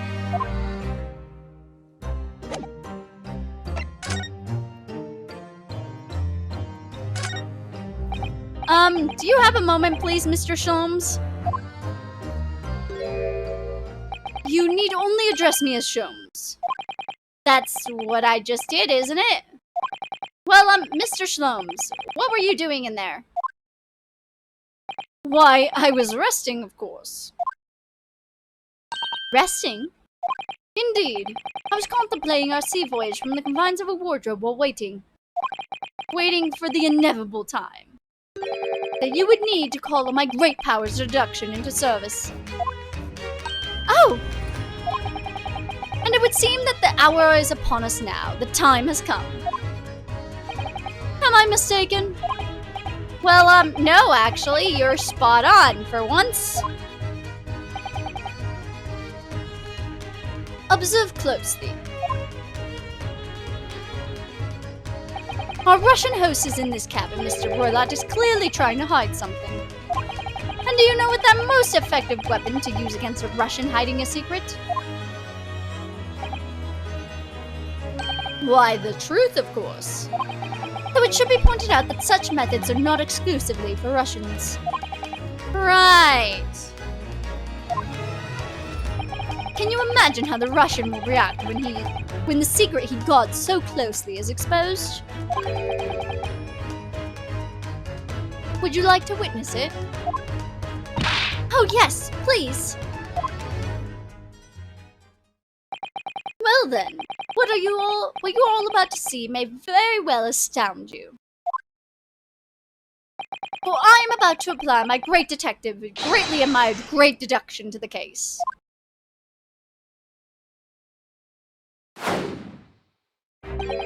Could this man be more hackneyed portrayal of a dubious Russian, I ask you? What? From time to time it occurs to me. Is the fellow dubious on account of his Russianness, or Russian on account of his dubiousness? I really don't think either of those things should be occurring to you, or anyone. That's right, and Mr. Sholmes. I know this man's beard and dark glasses are hard to ignore, especially on the first meeting, but I once read, it is a capital mistake to theorize before you have all the evidence. It biases the judgment. Shh! I must have complete silence.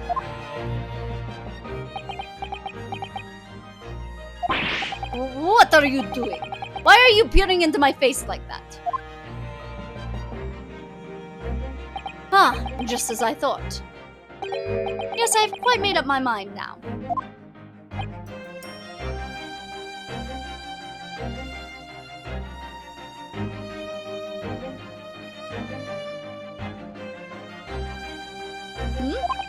There can be no other explanation that accommodates all the facts. Mr. Roylott, I've reached two incontrivable conclusions. What? What do you mean? Number one. Your true identity is that of a villain. Using those shears, you are about to end the existence of something most dear. Are you not? Huh? And number two, the other conclusion I have drawn, you are, at this very moment no less, in the midst of committing a most gravest crime. Beneath that beard, your mouth quivers with nervous tension as you realize you've been discovered.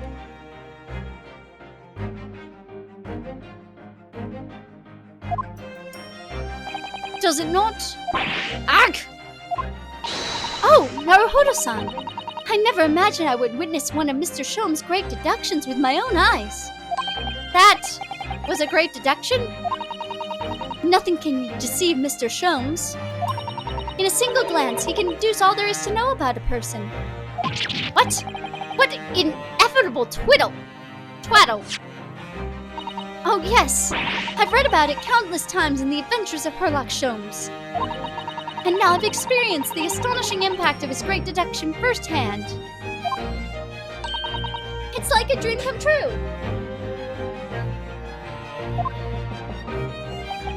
I can hardly believe it, but all the color is drained from Mr. Roylot's face. It looks like somehow both of Mr. Sholmes' conclusions were right, but not 100% right. Let us correct them. How could you? How could I possibly know such things? You wish to say?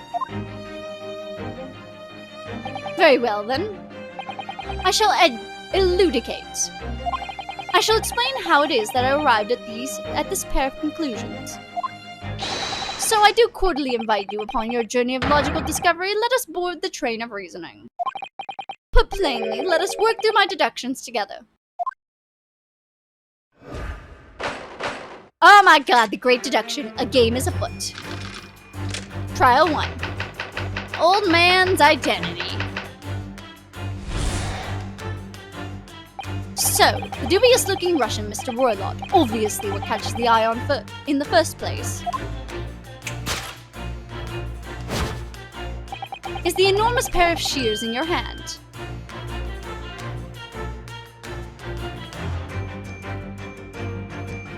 Now we ask ourselves, what could you possibly want with such an implement? The answer is, of course, staring us in the face.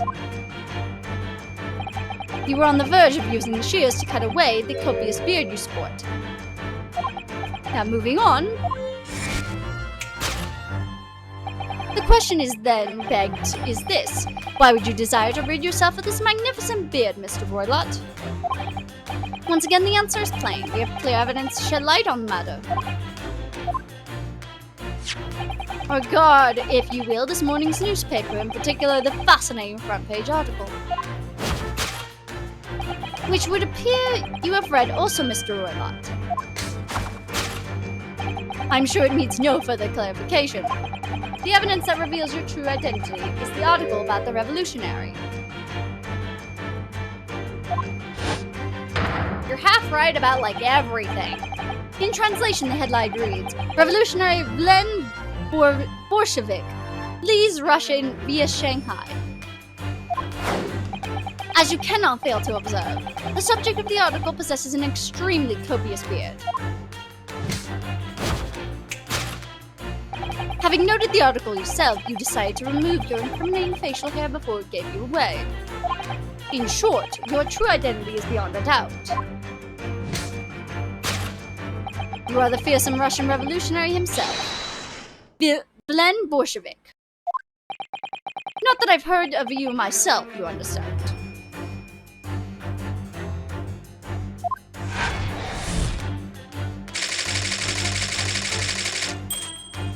Well, we're going to correct you.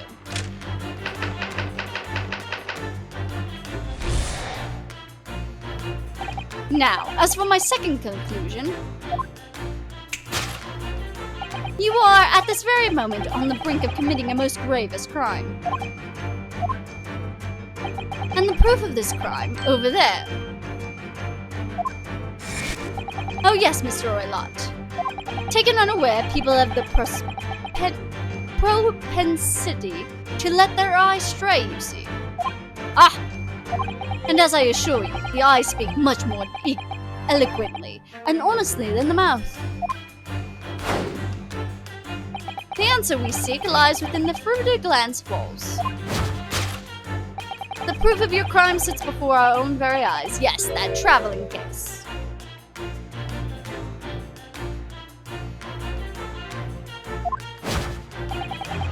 It is time, I think, that this case be opened and its contents laid bare. No, I refuse. What could you possibly be concealing inside, we ask? Or by my estimation, a young lady, perhaps, one slight enough to fit therein. Don't be absurd. And what, pray tell, would be the identity of this young lady in the traveling case?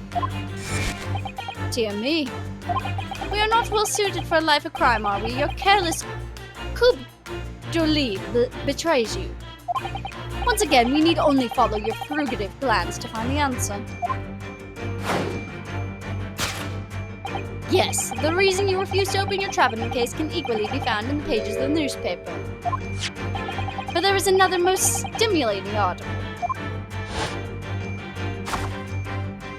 If we turn from the fleeting revolutionary to the back page... Renowned prima ballerina of the Novivik Ballet disappears from Shanghai. Such a headline can lead us to but one conclusion. Your crime is that of abduction. And according to the article, the young lady's name is Nikolina Pavlova.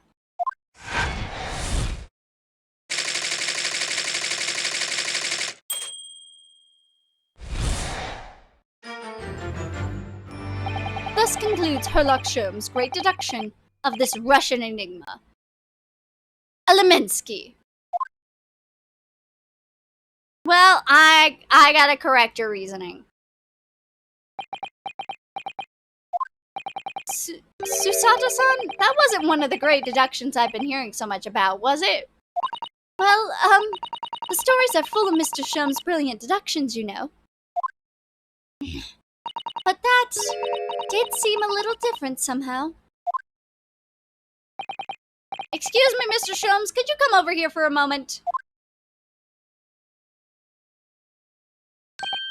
Pray, what can I do for you? It's about your deductions. Would you mind? Not at all. Go on. Well, to start with, there's the newspaper article. I think we had the same discussion before, but... these two men look nothing like each other. Ah, yes. I recall our discussion earlier, and at the time I believe I told you that the man is a revolutionary, well able to revolutionize his own appearance. In fairness to Mr. Sholmes, Mr. Roylott does look a lot more like this man than you do. That's not the point. And another thing, the part about him abducting the ballerina? Indeed, a truly startling revelation. At first glance, the case would appear to be too small to accommodate a young woman. Not at first glance, it is too small, clearly. You'd be lucky to fit a 5-year-old child in that case, even if you pushed really hard. I don't suppose the missing ballerina is a 5-year-old child, is she? You mean you don't know? No, the young lady is 15. No, I didn't know. How could I? Well, if she's 15, then 10 years worth of her would be poking out from the case. Some years ago, I'd read of some pretenant, I believe. A troop of men consuming vinegar daily in order to promote a certain litheness in their bodies. Vinegar? For such a sour bunch, it would surely be simplicity itself to contort oneself into the confines of that small case. Oh dear. You might be thinking of contortionists in the circus, Mr. Sholmes. Ugh! This whole thing is turning into a circus. Mr. Naruhodo, something occurred to me about Mr. Sholmes' deductions just now. I think his powers of observation are, well, magical. His eyes cut to the heart of the matter almost instantly. It's just where he directs his attention and his logic seems a little off. Your idea of a little may be just a little off itself, Miss Susato. It's just one or two key words in his deduction that seem to let him down. So I was wondering if we might perhaps tactfully switch them for alternatives. What do you think? Switch some key words in his deductions. Yes, but very tactfully. I feel sure if we could do that, we'd unlock the true genius of Mr. Sholmes' great deduction. Precisely the thought I was going through my own mind. How the hell was that going through your own mind that your deductions were wrong? This man is a lot of work.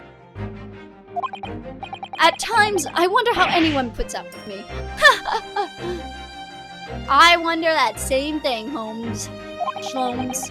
It's not that funny. Ah, and you, my good fellow. Sorry? Take a moment to look at your wrists. My wrists? What the hell did you do, my dear man? Ah, where are your handcuffs? Huh? How did... I felt they may hinder your ability to follow me in our dance of deduction. I don't believe it. Mr. Sholmes, you are a marvel.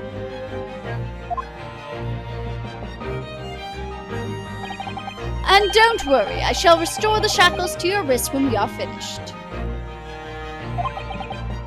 I'm not worried. In fact, I'd rather stay like this. So, let us begin. Sherlock Sholmes is proud to present his logic and reasoning spectacular. Course correction. Hold it, Mr. Sholmes.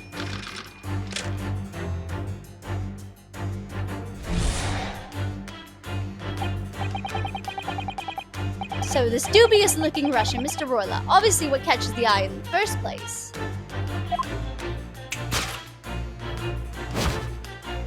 Is the enormous pair of shears in your hand. Now we ask ourselves, what could you possibly want with such an implement? The answer, of course, is staring us in the face. You were on the verge of using those shears to cut away the copious beard you support. I'm not sure.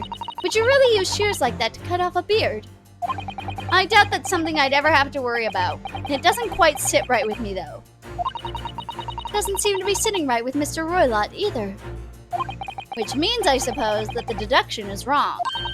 Let's try to switch the key word here, Naruhodo-san. See if it helps matters. Alright, but how? I think we should start by taking a long, hard look at Mr. Roylott. I wonder if it's really his beard he intended to use those shears on. Exactly.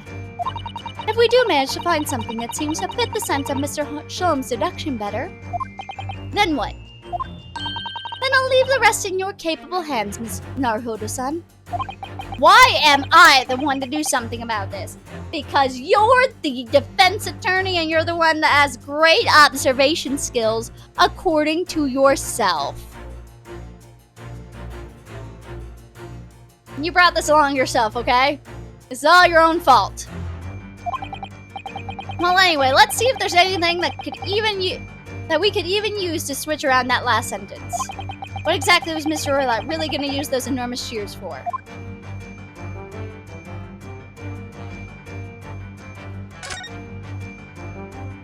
What the? What's this? It looks like a cascade of stunning golden locks. No. The color's not the point. The point is, what's it doing on the back of Mr. Roylott's head? And how is it growing out from underneath his thick black hair? Well, yes, that's true. So it's stunningly beautiful and stunningly surprising. Something's definitely not right here.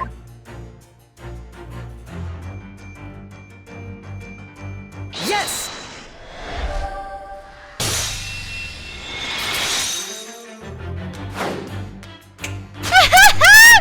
Ryunosuke is so amazing. You see that snap, guys? Look how amazing he is.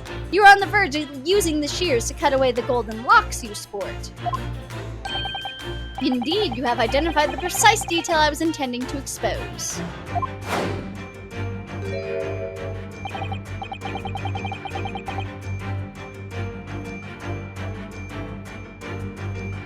Such lush gold hair certainly doesn't befit an old man. You're not a man at all, you're a woman, judging from the length and sheen of your hair. One still very much in her youth. Oh no. If only I'd managed to cut off my hair, then no one would have suspected. The question then begged is this. Why would you desire to rid yourself of these magnificent locks? Once again, the answer is plain. We have clear evidence to shed light on the matter. I'm sure it needs no further clarification. The evidence to reveal your true identity is in the article about the revolutionary. Well, that was a shock. I had no idea the old man was really a young woman in disguise. Did you? What? Why are you staring at me like that? Yes, it was a surprise, Naruhodo-san. You're enjoying this, aren't you? Sorry? You look like you're in your element as you dance around the room deducing facts with Mr. Sholmes. I'm just doing what we agreed! I'm not having fun or anything! Yes, I understand. Say no more.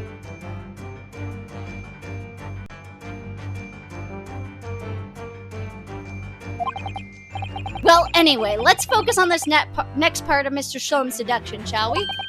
The evidence that he picked out doesn't quite fit the facts at all now. No, that's true, given Mr. Roylott is actually a woman. Exactly, he, or rather she, can't possibly be the merciless revolutionary. I suppose it's because his deduction as a whole has taken a different direction now. Yes. Let's switch the evidence for something else, something that fits the facts we now understand them.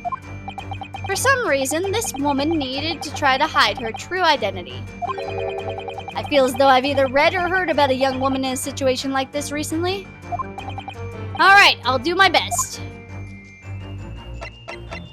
Yes!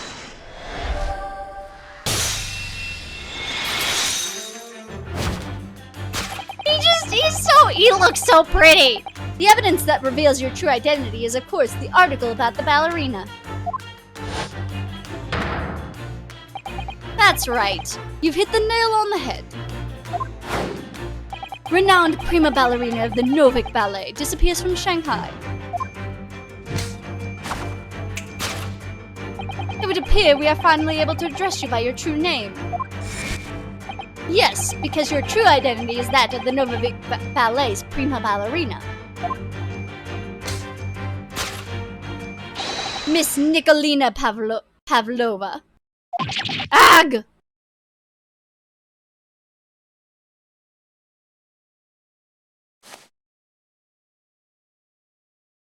Da da da da da da da da da da da da da.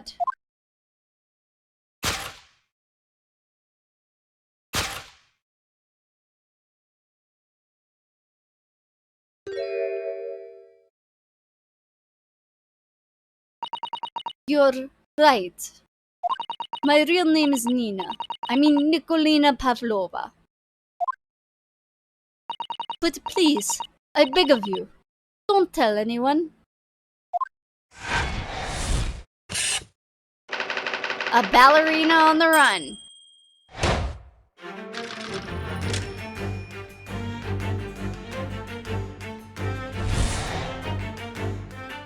Now, as for my second conclusion.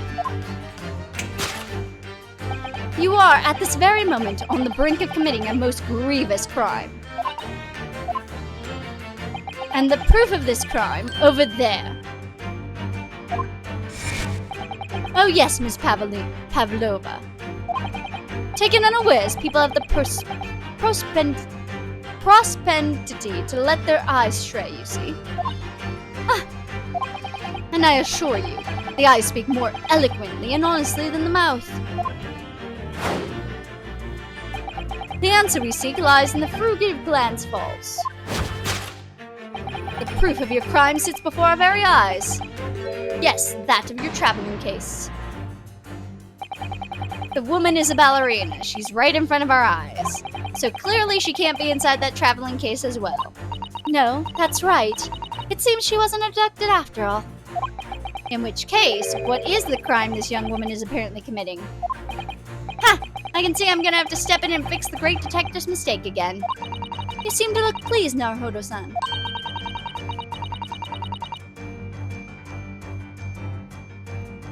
Do you like the idea of another chance to dance around with Mr. Sholmes? Stop it! Anyway, there must be something else here that shows what that woman was up to.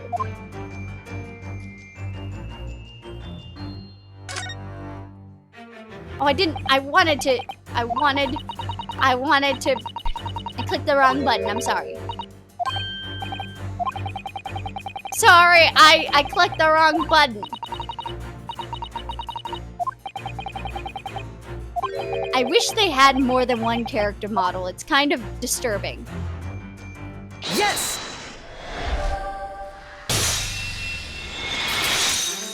Alright, how are you gonna snap this time? The proof of your crime is surely this tiara. Ah! I believe this tiara was worn by the stage and the dancers in the Novivik Ballet, is it not?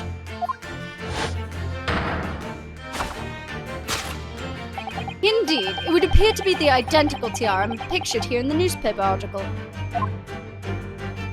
And if the reporting is to be believed, it's an item worth 20,000 rubles. In summary,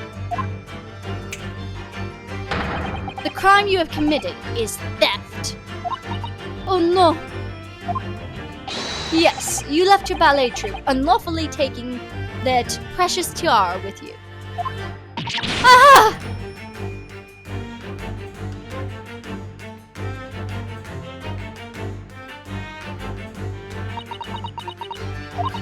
I have no one, no family, no friends. I'm all alone and I need money.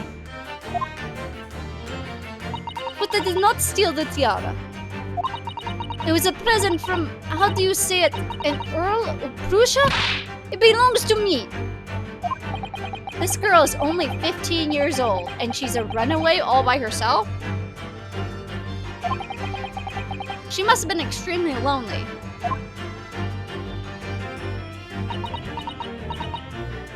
Alright, I will tell you everything. There is no point in hiding it now. Come, let us not be hasty. What? There remains one unsolved mystery about you. Mystery? What do you mean? You have staunchly refused to open this traveling case of yours in our presence. It is reasonable to conclude, therefore, that there exists some reason why you wish it to remain closed. Is that not so, Miss Pavlova? My dear girl, there's no sense in playing games with me. Nothing escapes my attention. Indeed, I have a very good idea of the contents of your case even before I ever laid eyes on them. Dear me, we are not well suited for a life of crime, are we? Your careless coup d'oeil betrays you. Once again, we need only follow your furtive glances to find the answer. Yes, the reason why you refuse to open your case is written in the books on the shelf. He completely changed tact with his deduction now. I think Mr. Sholmes is adapting his logic to the changing circumstances, don't you? Maybe, but why has he suddenly brought the bookshelf into all this? It's just a wild guess, surely. Oh, do you think so? Well, it doesn't seem likely that his reason why the young woman doesn't want to open her case would have been written on a book that doesn't even belong to her. Yes, that's true, but still.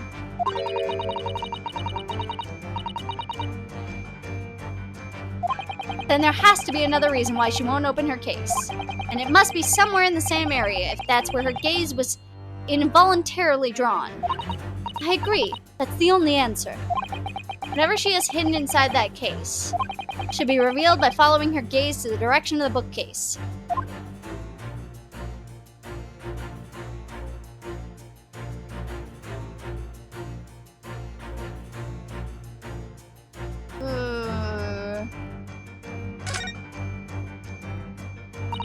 These are the rules. Blah, blah, blah. She has an animal, doesn't she?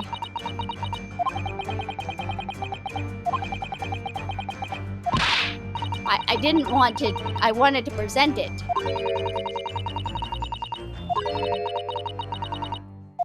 So I've actually been serving time for weeks now.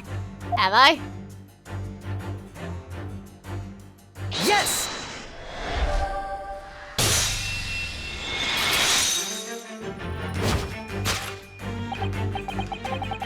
Yes, the reason why you refuse to open your case is written in the rules of passage.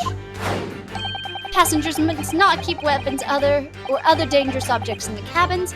Pets are also strictly forbidden. Inside that case of yours is something forbidden from the carriage on this vessel. That is the real reason why you refuse to open it, thus revealing its contents. Yeah, there's obviously an animal in there.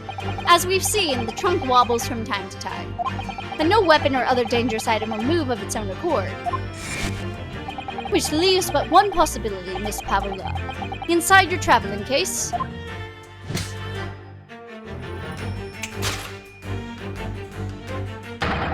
is the last item listed on the forbidden in the vessel's rules of passage, a pet. Ah!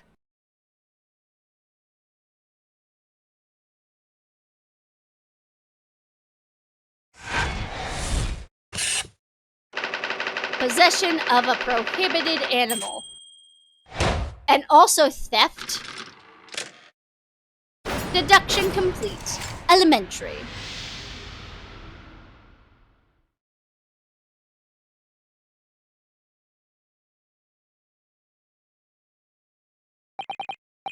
So clearly you aren't who you said you were. No, I am not the Crimson Roylott. My real name is Nikolina Pavlova. Everything you have said was correct. You were absconded during one of your ballet company performances in order to escape your homeland. Later that same night, you stole aboard this vessel, which couldn't have been easy. The Brewer is a huge steamship with a vast crew. Could she really have snuck on board without being noticed? In order to obscure your true identity, you somewhat recklessly took the guise of an old gentleman.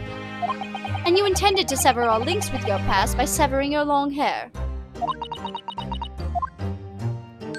Yet to a woman, hair is no trifling matter.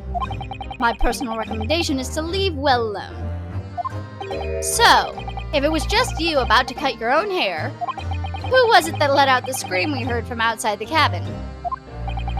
That veritable thinking of a bell. Why, none other than this young lady, naturally. More like a full set of pipes, if you ask me.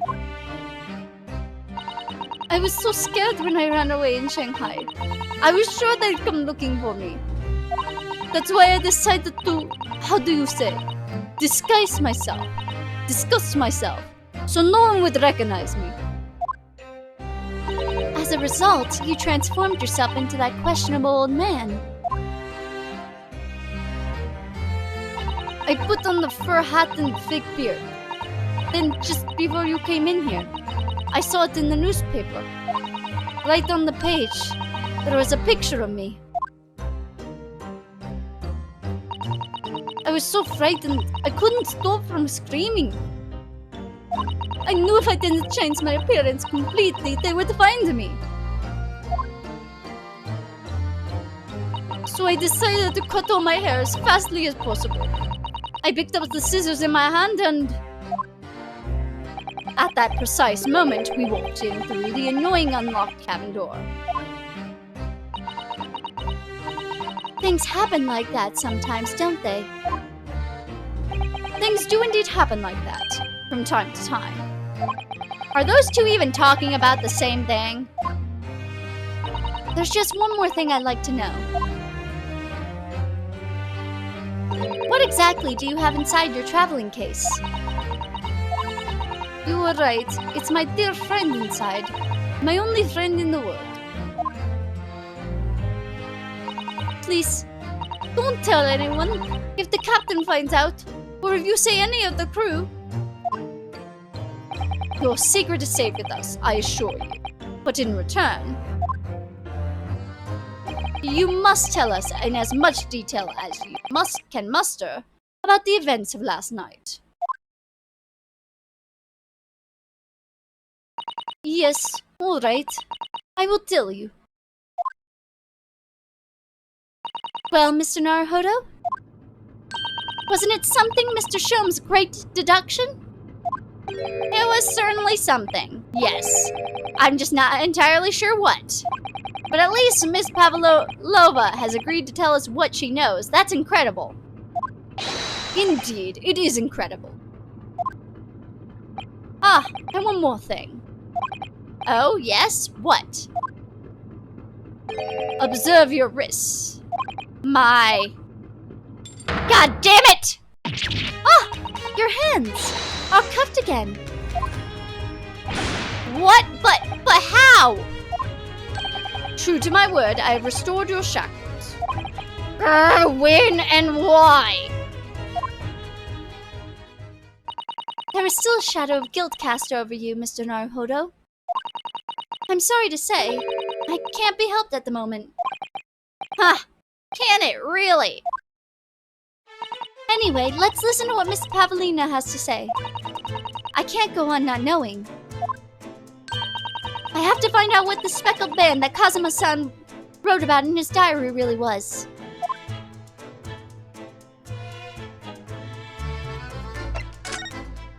What happened last night? Please explain. Did you know that someone was killed in the cabin next door to this one last night?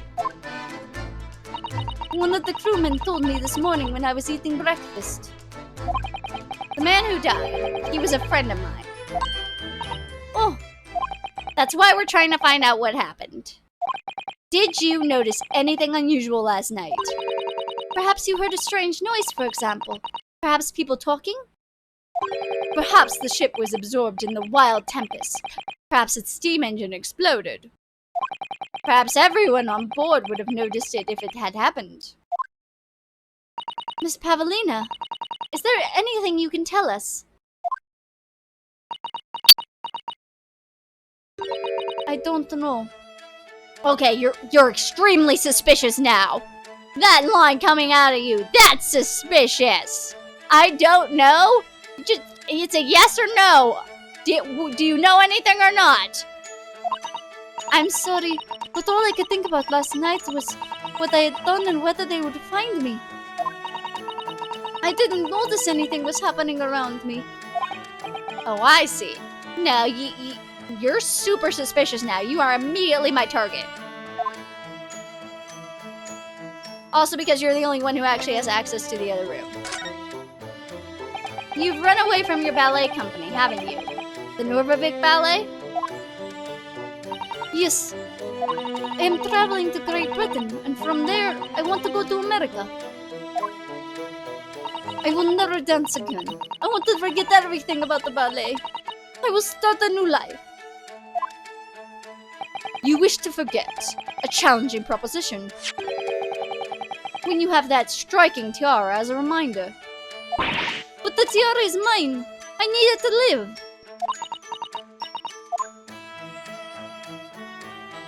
I have no money of my own. The Novavik Ballet gave us only a little food and water. We must dance all over the world. I had to run away. I had no choice. If I stayed, it would have killed me. So you ran away to protect yourself? Yes. And the crew of this ship, they've all been so kind to me. They let me come aboard, and they said I could hide in this cabin.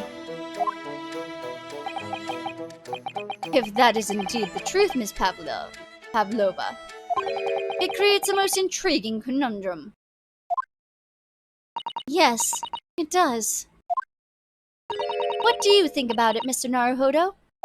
Me? Oh, well, yes, of course. I think we should hear Miss Pavlina's explanation.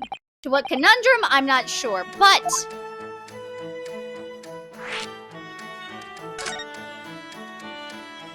Miss Pavlova, allow me to pose you a riddle. Da da da da da da da da da da da da da. According to this newspaper, it was only yesterday that you absconded from the ballet. Now, that being the case, it must have been last night that you boarded this vessel. However, the SS Bureau stopped at no port last night. Ah, that's it, of course. So how is it that, pray, you came to be aboard?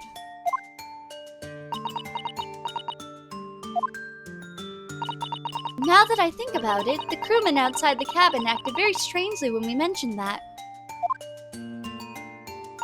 It was just after we asked him when the occupant of this cabin came aboard. That is not your business. Yes, you're right. He did seem to be hiding something.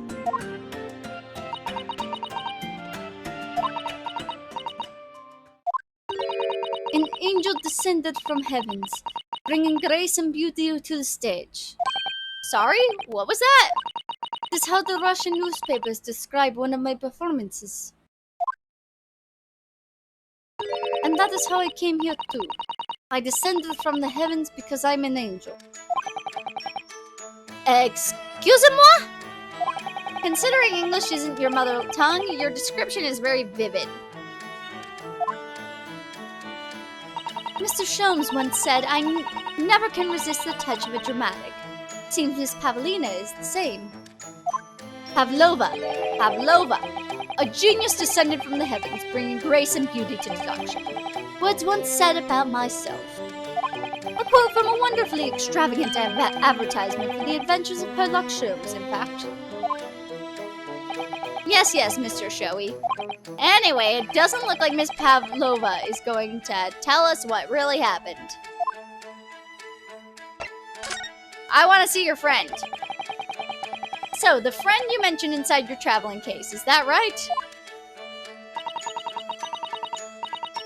I don't think animals are allowed on board according to the rules of passage.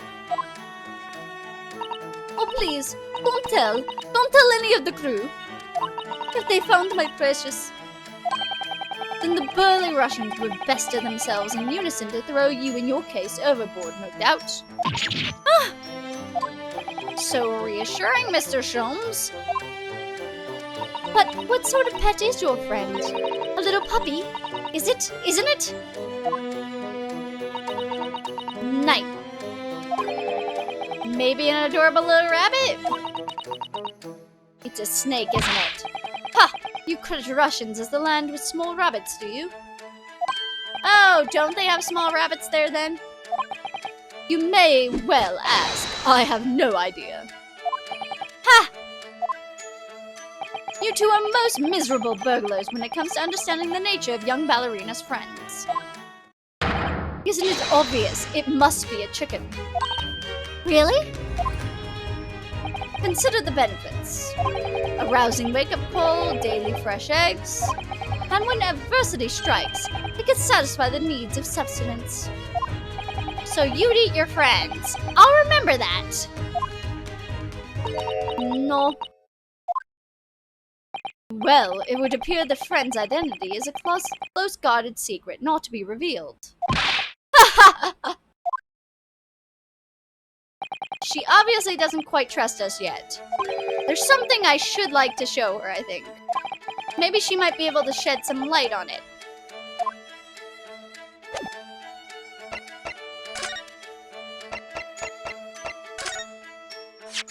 This is the diary of my friend who passed away. His diary? Yes, and he wrote in it last night before he died, something a little unusual. 11:23 a.m. I can hear a faint whistling sound. And then a few minutes later, 11:35 a.m. What looks like some sort of speckled band dangling from a ventilator grill.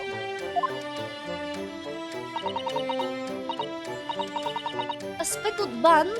I don't understand. It's strange, isn't it? But the ventilator you mentioned joins this cabin, you see?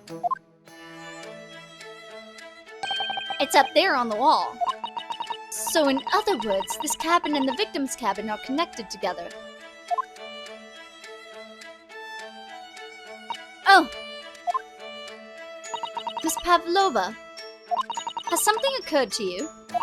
Does the speckled band the victim mentioned mean something to you, or the whistling sound perhaps? No, I don't know anything. You definitely know something, and I would like you to actually tell me things.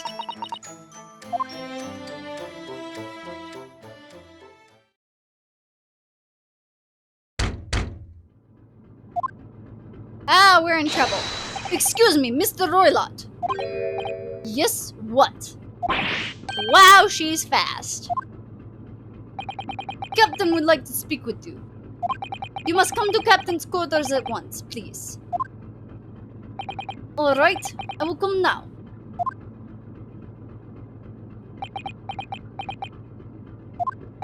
What? You must leave, now.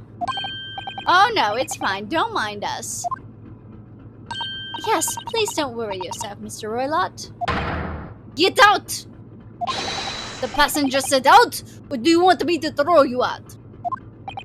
Ugh, it looks like we'll have to leave investigating the cabin until later. What a pity.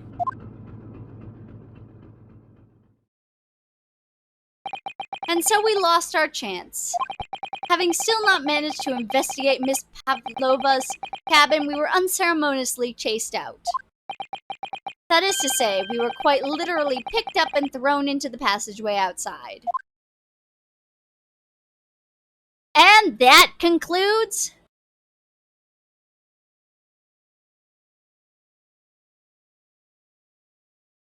Part 1 of Episode 2 of The Great Ace Attorney Adventures. Thank you so much for joining me on this episode. We obviously are continuing next time. As you can probably tell, this is an investigation-only case. The only one in Ace Attorney. And it's really weird. I admit it to more being like Ace Attorney Investigations, but even then, I prefer how Investigations does this more than this game. But obviously, as you just saw, I really love doing the investigation with Sholmes. I'm not going to get used to calling him that at all. But I'm super excited. I'm happy to be playing the game. I will catch you all on the flip side. Bye, everybody.